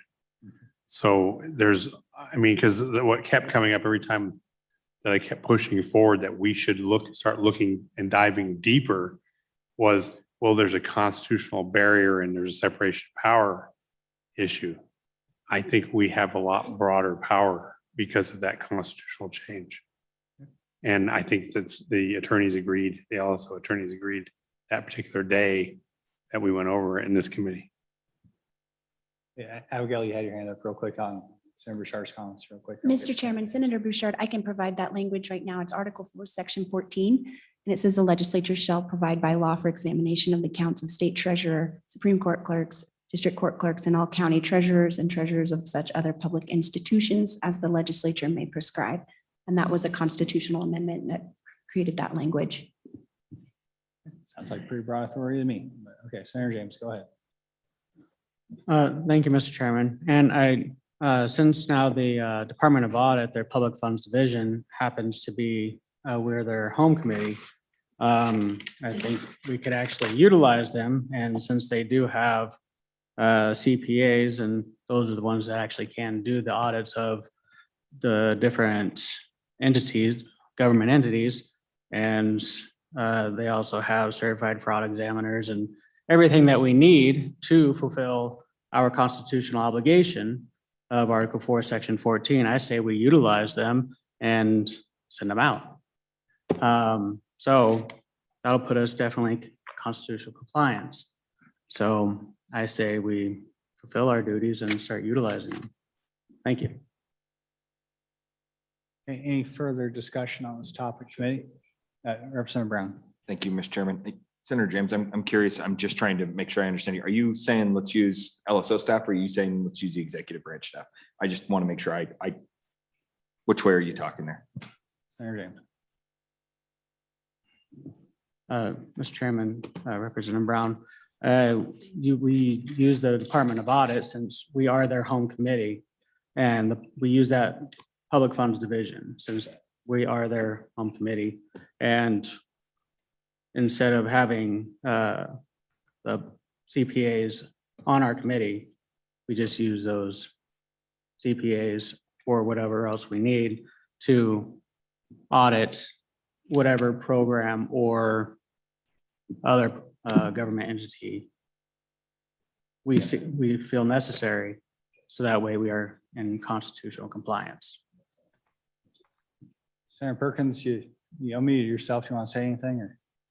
Well, Mr. Chairman, just a couple points that I think that I'd like to make. First of all, the Senator James, Senator Bouchard I believe are correct. And, the Constitution provides that we provide for the examination of records as a legislature, so provides by law. We do that by passing statutes. And in doing that, we've delegated or we've assigned by law that power to the Department of Audit. It certainly would be, there's certainly nothing wrong with clarifying statute if it needs clarified. I don't know that it does, but if we need to clarify the fact that we have the authority to, we can by law, and that, whether it's by session law or whether it's by, a codified statute, the legislature has a right to direct this examination of audits. And so they're exactly right about that, and you could do that. We can pass laws that would direct or provide a framework for which we have the Department of Audit. But keeping that in mind, that I do want to push back gently on some of the comments that have been made, in that the legislature assigned under the Constitution, as has been pointed out, assigned those duties to the Department of Audit, and the Department of Audit functions relatively independently. Their reports are public. We have used them, and we've looked at what they've done here recently. We have a suite of 3 bills today as an outcrop of our review of their work and trying to make them more effective and help assist in the transparency of the examination of the books and records of various public entities, including departments and local governments and special districts, etc. So, we're moving in that direction. I think that the point that I would like to make out is that if we've talked to these guys before, they at the current rate that they have with the audits that they perform, we're seeing, I think they maybe get through all of the agencies and all the political subdivisions and special districts and so forth that they're supposed to get through. I think we looked at it maybe once every 10 years. And so regardless of what you do, whatever we do, and my point is simply this, is whatever we do, there's a cost to it. And we're going to have to, you've already talked about the shortage of qualified individuals that are out there. You just don't manufacture those. And so the choices are, when we do that, we're either going to take them off of work that they're doing now, which is the examination of records of public funds, expenditures of public funds, as well as some performance audits and other things that they do. And we're going to reorient and reprioritize some of that for them. We can certainly do that as a legislature if we feel that's appropriate. But it's important for us to recognize that you just don't manufacture auditors and audits out of whole cloth, and that these folks at the Department of Audit are already very occupied with what their workload. And so we just have to take that into consideration. And if we put more work on them, we have to provide them with additional personnel. And quite frankly, we have a ways to go in providing commensurate compensation to attract qualified auditors, whether they're CPAs or fraud examiners or whatever examiners that we hire. We have a ways to go in being competitive to attract those kinds of individuals into state government. Thank you, Mr. Chairman. Yeah, thank you, Senator Perkins, and Senator James. Thank you, Mr. Chairman. So I'd kind of like to respond to that. So while I do appreciate what the Department of Audit does, the Constitution says that the legislature shall provide. Now, by law for examination of the accounts. It doesn't say delegate those responsibilities to another department or another agency. It says that we shall delegate, or we shall provide by law. So we have the resources, we have this public funds agency in our committee. So we need to use them, and we need to start using following the Constitution. So they can continue doing what they need to do, but we have to start using them. We have to be constitutionally compliant. Mr. Chairman? Yeah, Senator Perkins, go ahead. Mr. Chairman, and quite frankly, there is nothing that we're doing and nothing that the Department of Audit doing that is not constitutionally compliant. The Constitution provides that we provide for the examination of records by law. That's how we do everything, is by law. Another example, you take that, we provide for the education and the funding of education, the education of our students by law. We don't have, the legislature doesn't do that. When it says as prescribed by law, it doesn't mean that we go out and we have our own Department of Education and we do that. We provide for the education of those folks by law, and that's how we discharge our constitutional duty, is by passing laws. Now, we can pass laws that give us the power to do some oversight as well. And so I don't disagree with Senator James with respect to that we have the power to do this. We absolutely do. The Constitution is clear that it provides it to us. But the implication that the legislature is not discharging its duties for the examination, I think is misleading. And that's the other point I'm trying to make here is there, that quite frankly, it's a very serious charge to say that the legislature is not fulfilling its constitutional obligation in the examination of records. That's a very brave charge, and I disagree with its assertion. And I just want to be on record saying I do not believe the legislature has disregarded or abrogated its obligation. It is fulfilling its obligation, the examination of the accounts of public funds, but it's doing that by law through the Department of Audit. Yeah, I think that's a good point. If we want, like I said, we want to make that change, say the Department of Audit fall underneath the state auditor or fall under the legislature, make them a part of our staff directly. That would have to be a bill draft that we could probably get going on this committee, but it'd have to actually go through the process. We can't just, it does have to go through the process and become law. So if that's the intent of the committee, or even of an individual legislator on the committee, then we have to flesh it out. It has to go through the whole process. And I think you can make a strong argument that, or you could make an argument that there's value in having that separation of powers, not having the Department of Audit report directly to the governor the same agencies that they're supposed to be auditing. So there's an argument to be had there, but we can't just short circuit the process. We have to, has to pass both chambers, be signed by the governor. So anyways, Representative Gray. Yep, Mr. Chairman, I would like to make a bill draft motion, because I've watched this debate 3 years, and I think it's time that we have it. So I would move that we direct the LSO to draft a bill that would transfer the Department of Audit to the legislature as a division of LSO, would combine it with the current audit staff within LSO, the performance audit staff, and would give that department 3 functions: the ability to do performance audits, the ability to do financial audits. Performance audits are already statutorily given to the LSO. So we'd add financial audits, and then also the ability at the direction of the legislature and the oversight of the legislature to do election audits of counties. And no budget increase on this new office. We're just going to move it into LSO and have the oversight over it like Arizona. And it would be led by an auditor general that would be selected, recommended from the management audit committee to the full legislature via resolution, the same way they do it in Arizona. So that's the motion. You've heard the motion. Is there a second?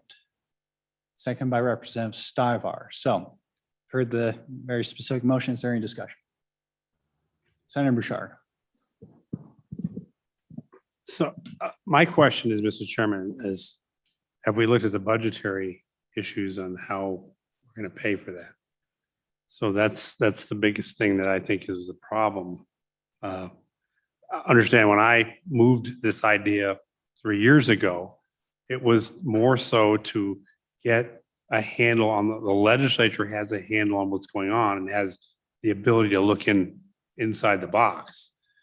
What you're talking about is something totally different. What they have is an inspector general down there, which actually has power to do things independently of the legislature, is how I believe how they structured their government. So, and the other thing I want to bring up, and I'm going to be on the record because I'm sick and tired of hearing about it. Why don't we go to your clerk and you audit your election and see if you were duly elected? Because the problem we're having by talking about this here is you're making everybody think that we have a problem here in Wyoming. And that is wrong to our clerks. That is wrong to our state on elections. Because Mr. Chairman, point of order, right? The senator is impugning intent on something, so. Okay, well, I have a question. Well, I guess I'll ask you a question, Representative Gray. And correct me if I'm wrong, but the Department of Audit does not currently perform election audits. And so I guess the question is, how are we going to increase the scope of the state auditor without increasing their budget? There's a question on the motion. Yeah, Mr. Chairman. So I first of all, to respond to that, first of all, to say that there's no role for the legislature to audit elections, I think, which was just asserted by the senator from Laramie County, Senator Bouchard, is very troubling. The legislature has the oversight ability to audit elections. That doesn't mean we're impugning anybody or saying we have the ability to have that investigation. And that's the point here. And there's no budget difference in my motion. We're going to transfer the Department of Audit to the legislature, and we're going to prioritize. And I think, frankly, we can do more with the same amount and do better, or at least do comparable. And I think that to have this in the executive branch creates a lot of problems. So just looking at these models, I've been thinking a lot about this. I've been on this committee 3 years, and all I hear is talk about it. I never hear anybody bring a motion. I think it's time for us to talk about what the proposal would be. Thank you. And Senator Guru, you're up next. Thank you, Mr. Chairman. On and against, that's another one of these deals. With all due respect, in my business life, I've learned one thing: when somebody says it's not going to cost any more money 3 times, it's going to cost more money. That's just a fact. So I've heard it now 3 times that this isn't going to cost any more money. This is now officially going to be a budget buster. And first of all, we have the authority, legislature has the authority to do everything we need to do within our power. And I agree with Senator Perkins that we are doing it. And so this, I'm sorry, but this out-of-body experience that some of these members on this committee feel that they're in, that they're powerless to do anything and somehow that nothing's been done, I think is speaks to themselves more than it speaks to the work of this committee. I think a great deal of the work of this committee. I've been on it for a couple of years myself. And like I say, if there's shortcomings on it, then I'll stand ready to talk about them and take blame if we need to. But we have the power to do it. We have the power to do that without this bill. Vote no on this. I reject this motion. Thank you, Mr. Chairman. Okay, committee, and just a reminder, let's focus on the substance of the motion. Let's try to keep personalities out of it. And it's an idea that's before us. Let's focus on the idea and just try to focus on the merits of it. Okay, so any further discussion? Though I've got a feeling that a lot of people already made up their minds. Representative Gray. Thank you, Mr. Chairman.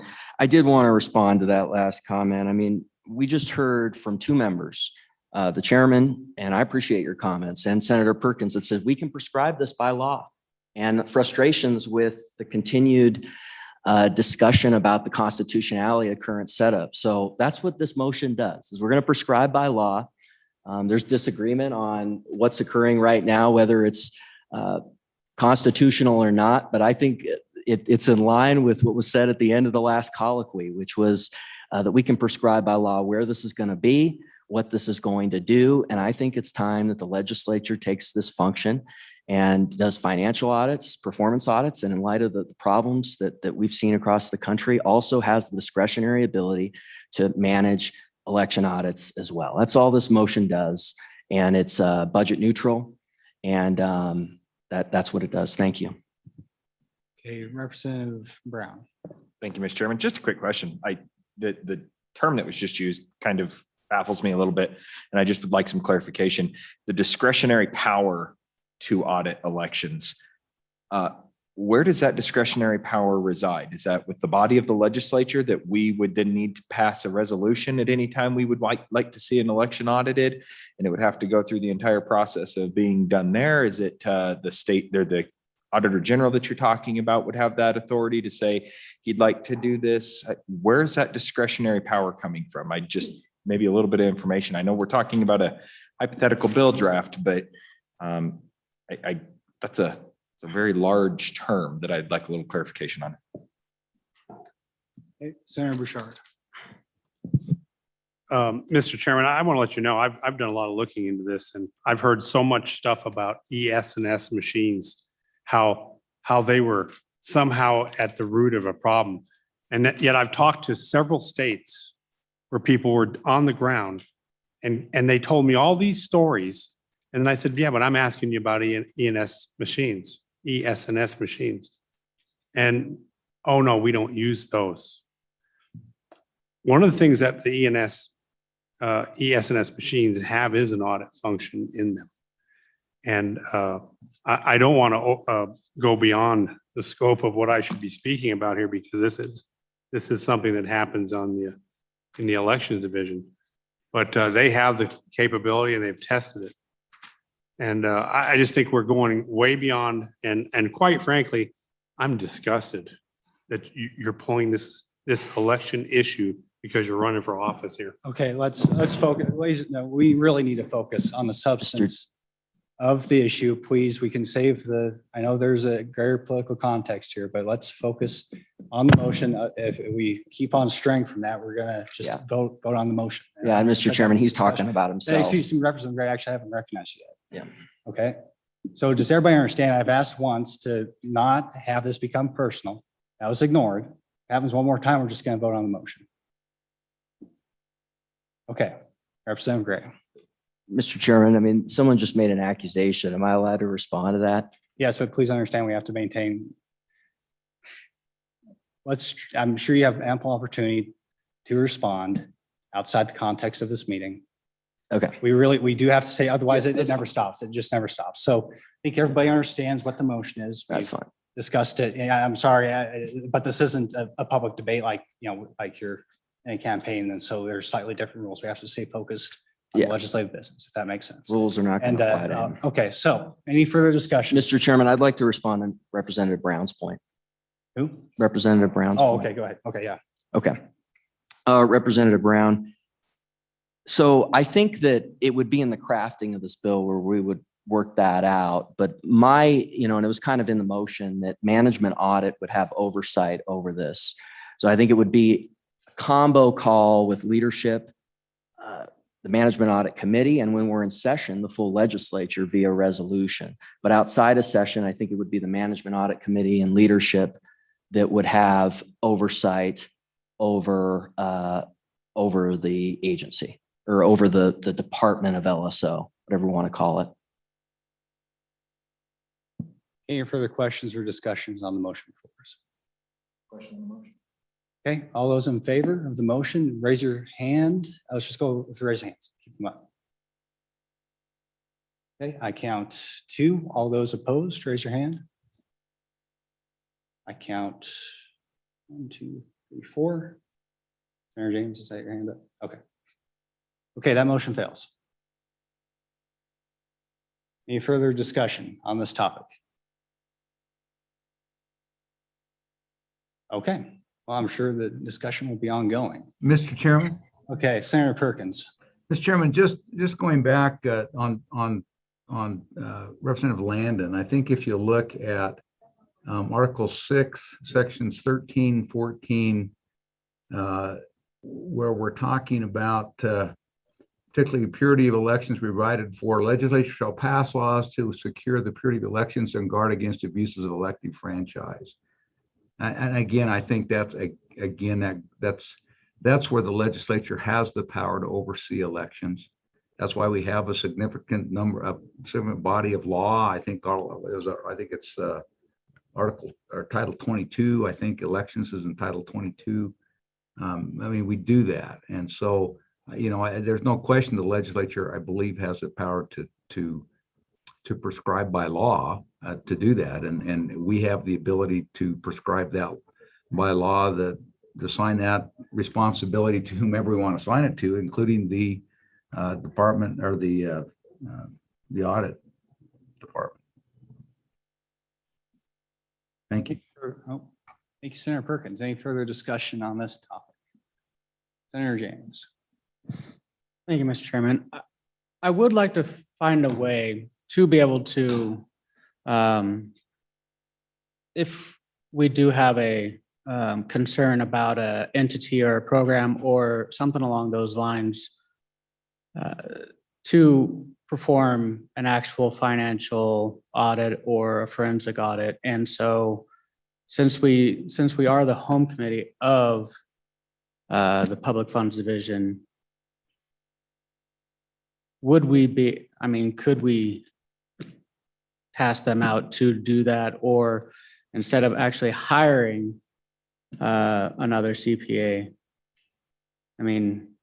I'd like to find a way to do that, because while they are busy performing their own audits on other entities, there are concerns out there that we do come across.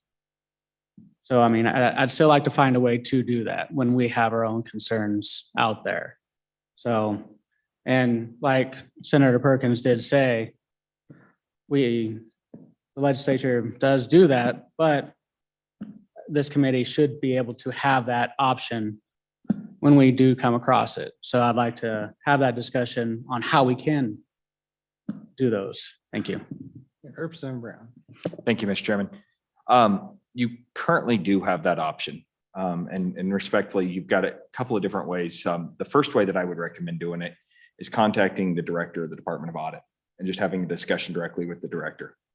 A lot of times when I have issues that arise something similar to this, you can contact them directly and say, I have an issue with this. Do you have any information on this? Can you bring me some information on this?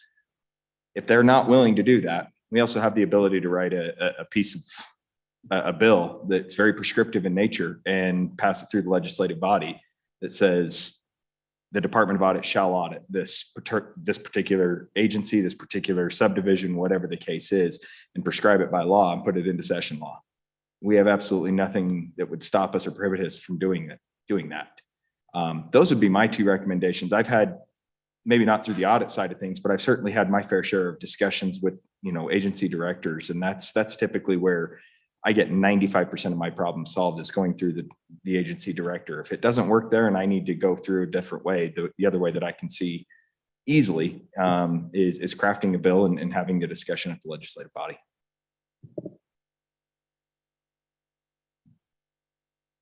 Any further discussion? Okay, all right. Well, we'll go ahead and move on. The next, we're just finishing out our agenda here. We have staff directives, and as I alluded to earlier, committee, we have a good direction for pursuing an evaluation when it comes to state contracting, but there's a few other possibilities out there that basically we want to kind of tee up our staff to look at what they would look at after the that state contracting deep dive is done sometime next spring. So looking for suggestions from this committee. Representative Sherwood, go ahead. Hi, thank you, Mr. Chairman. I would love to do an evaluation of the state's economic development resources. And I did send that to you in an email along with Chairman Barlow. And I'm happy to share that with the rest of the committee or go into additional detail. Right, and there was, I think, a general interest in the Business Council that touched on a few different topics, return on investment being one of them, use of industrial revenue bonds. And actually, I think we have the Revenue Committee and the Ag Committee. I know we have the Ag Committee looking at the Business Council in some form or fashion. And so I think that, that's a pretty broad topic, but something that it seems like there's broad interest on this committee and looking at maybe the Business Council and some of their programs.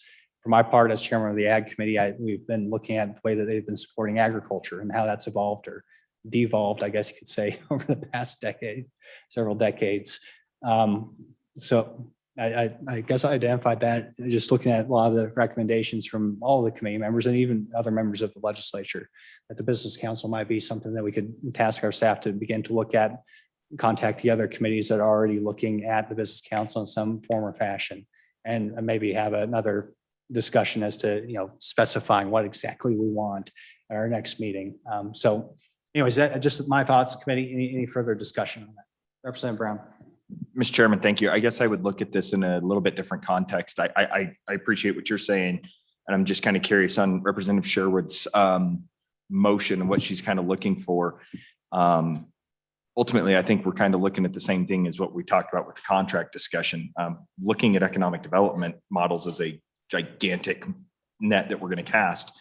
Maybe we give a little bit more direction to the LSO staff to say, start the process, do a scoping paper and find out what it is we actually need to look at and find a root cause to dive into, as opposed to look at economic development. I mean, that's a massive. And that's my understanding. That's what the process will be, similar to the discussion we had with the contracting issue.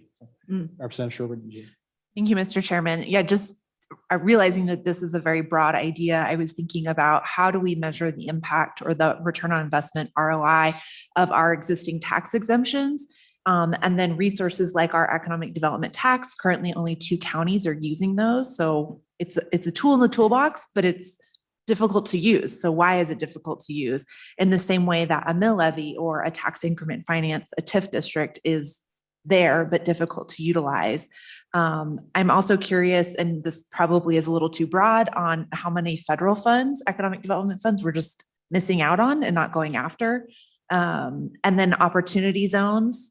There are many in Wyoming, but are we utilizing them? So to me, it's beyond just the resources that the Business Council has, but resources that should be available to local economic development organizations that are in statute. Thank you. Any further discussion, committee? Representative Gray. Yeah, Mr. Chairman, I saw in our materials the idea of having property tax collections and the work of the counties on that. I think that is a really good performance audit topic, because we've had a lot of problems, especially in Natrona County, on property tax. And that'd be looking at, say, the county assessors and their processes and all that. Okay. Okay, so that's the second possibility, distinct from the economic development elements. Mr. Chairman? Go ahead, Senator Perkins. On the property tax issue, as we think about that, I think the other thing we have to look at is the Board of Equalization with respect to property tax reviews has a significant role in overseeing what the assessors are doing with property taxes in each county. And so whatever we do, we ought to make sure that we're coordinating, or at least not duplicating, and hopefully augmenting whatever inquiry or investigation that the State Board of Equalization does as well. And maybe when we do that, I just pointing that out so that staff keeps that in the back of their mind if we give some direction in that regard. Senator James. Thank you, Mr. Chairman. I'd like to have also look at putting some different tools in the Business Council's toolbox. I'd like to have them look at taking away Business Council's granting and loaning ability and putting in some different tools, like what Texas and Florida does, some temporary tax breaks, as far as, something that's more business centered, as far as looking at what they need and what would be best fitting, and see how that could better benefit Wyoming, instead of giving away money like in the form of grants or loaning out the people's money. Just do like temporary tax breaks, sort of along the lines of what, like I said, Texas and Florida, but just looking at the model of that and versus grants and loans. So just look at that instead. Okay, another potential area within the business council general topic.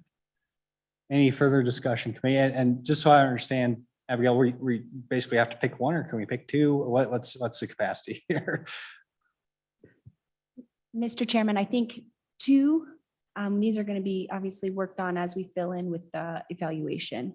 But if we're working on a evaluation, when we're done with that, I want to be ready to go with another evaluation. So I would say a couple, if we can get you a couple scoping papers before we're ready to start a new evaluation, you'd have a couple options then of what you want to look into for the next evaluation. Okay. Gosh, and maybe at the next meeting, we have to decide which one we're going to prioritize over the other.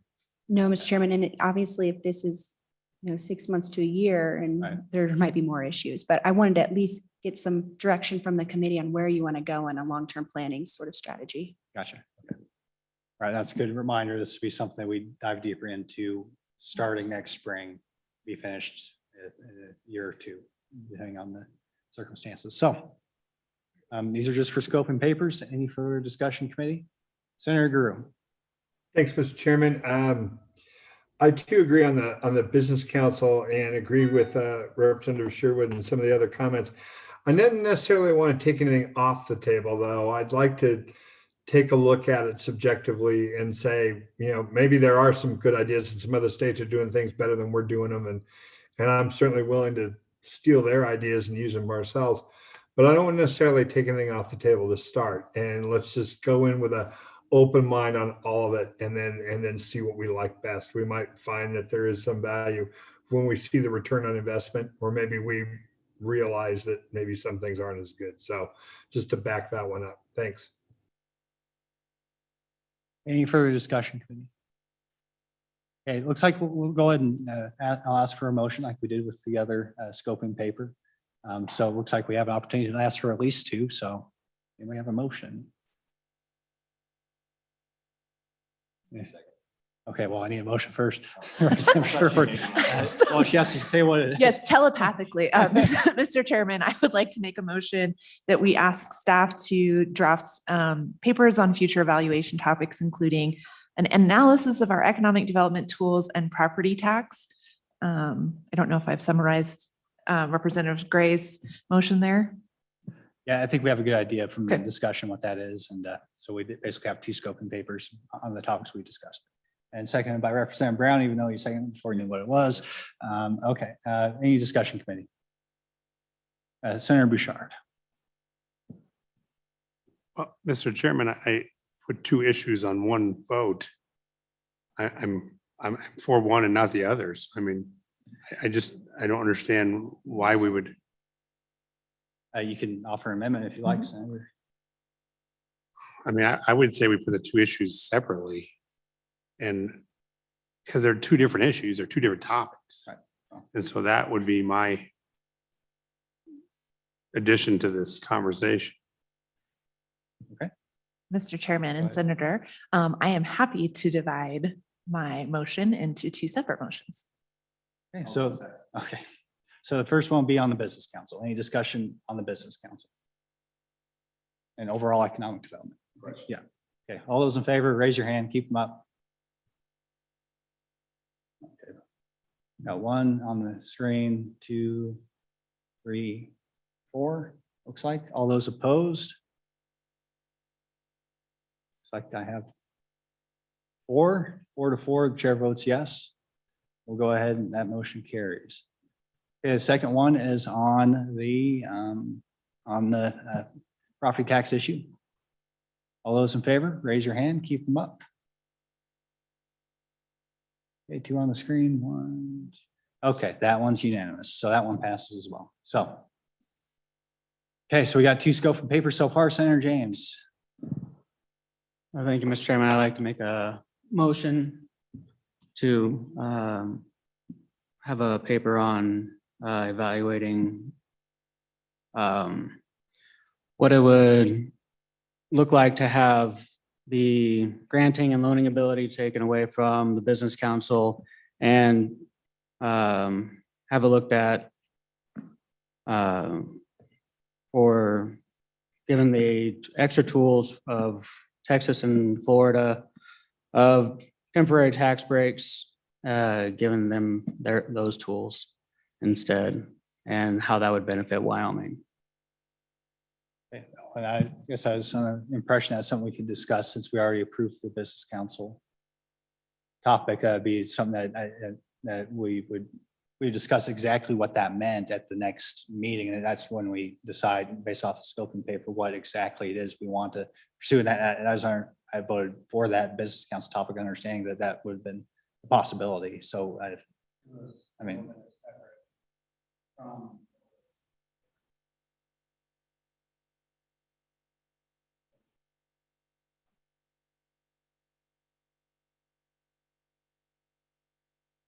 okay. All right. Fine. Representative Brown. Thank you, Mr. Chairman.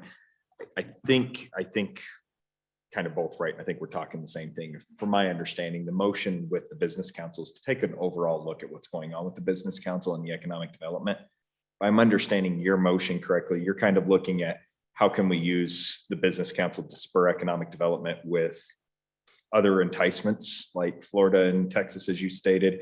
And then also, as you stated, looking at the granting and loaning ability, what is that doing? And so I think as we see all of that, I think it all kind of fits underneath that original global motion. And, you know, as long as we have LSO listening, I think they'll probably look at that as part of the original scoping paper, and then we can dive into that a little deeper. All right. So just so I Mr. Chairman? Oh, go ahead, Senator Perkins. Thank you, Mr. Chairman. Mr. Chairman, are you on management council these days? No. Okay, you know, my recollection is on management council. Senator Rue, I think, is on management council. And I think that was a specific direction and assignment to the Business, Minerals, and Economic Development Joint Committee was to look at economic development, including the Wyoming Business Council and all the programs, soup to nuts, during this interim and the next. I just bring that up. I think that ground is going to be plowed pretty significantly as one of the primary functions of the Minerals Committee. Thank you, Mr. Chairman. Okay. Senator Guru. Mr. Chairman, I do believe the good chairman is correct. Now that he mentions it, I do seem to recall that. Okay, good information to know. Representative Sherwood. Thank you, Mr. Chairman. As a member of the Minerals Committee, we are looking specifically at the Business Council's programs, those grant and loan programs. And so that's why I was hopefully clear in suggesting that our scope, our evaluation should be on economic development tools that are in legislation. They don't all they're not all housed within the Business Council. Right. That's definitely part of the motion for sure. Yeah. Yeah, Mr. Chairman, and you know, I did bring a bill draft motion at the last meeting to look at the loan programs and the way they do recapture, and that we're going to be looking at the next meeting. It's actually the bill that came out of management audit that now is going to minerals, but still, I mean, I think we can walk and chew gum at the same time. I mean, I think it's a little bit of a different angle on it. So, I mean, I think there's overlap all the time. So just pushing back a little bit on what was said earlier. Thanks. Okay. And so technically, I guess we need a second on, you had a motion, Senator James. So yeah, we have a second. Okay. All right. Okay. So it's Senator James's motion is a very specific topic within that, not just a broad thing for a scoping paper, but a very specific scope. So any further discussion? Question. Okay. All those in favor, raise your hand, keep them up. 1, 2, 3. I have 3 ayes. All those opposed, 4, sorry. All those opposed, raise your hand. Okay, chair votes no. That's a 4 to 5 vote. That motion fails. Any further discussion, committee? Any further discussion? All right. Well, we'll look forward to our next meeting as soon as we get that scheduled. thanks for the lively discussion here. And Abigail, you got anything? Sorry, anything for the good of the order, including staff. So. Mr. Chairman, I just wanted to clarify that we will work with the chairman and vice chairman in terms of prioritizing which one we start first when the time comes. Yes, yeah, we'll set the agenda as we usually do. And yeah. And then I'm assuming we'll send out and confer with the chairman and vice chairman and send out availability or look at availability for a future meeting date. Yeah, that's correct. I'm not prepared to, schedule one right here, right now. So yeah, we'll figure it out just as we have. Okay, if there's nothing else here, looks like we're adjourned. Thanks, everyone.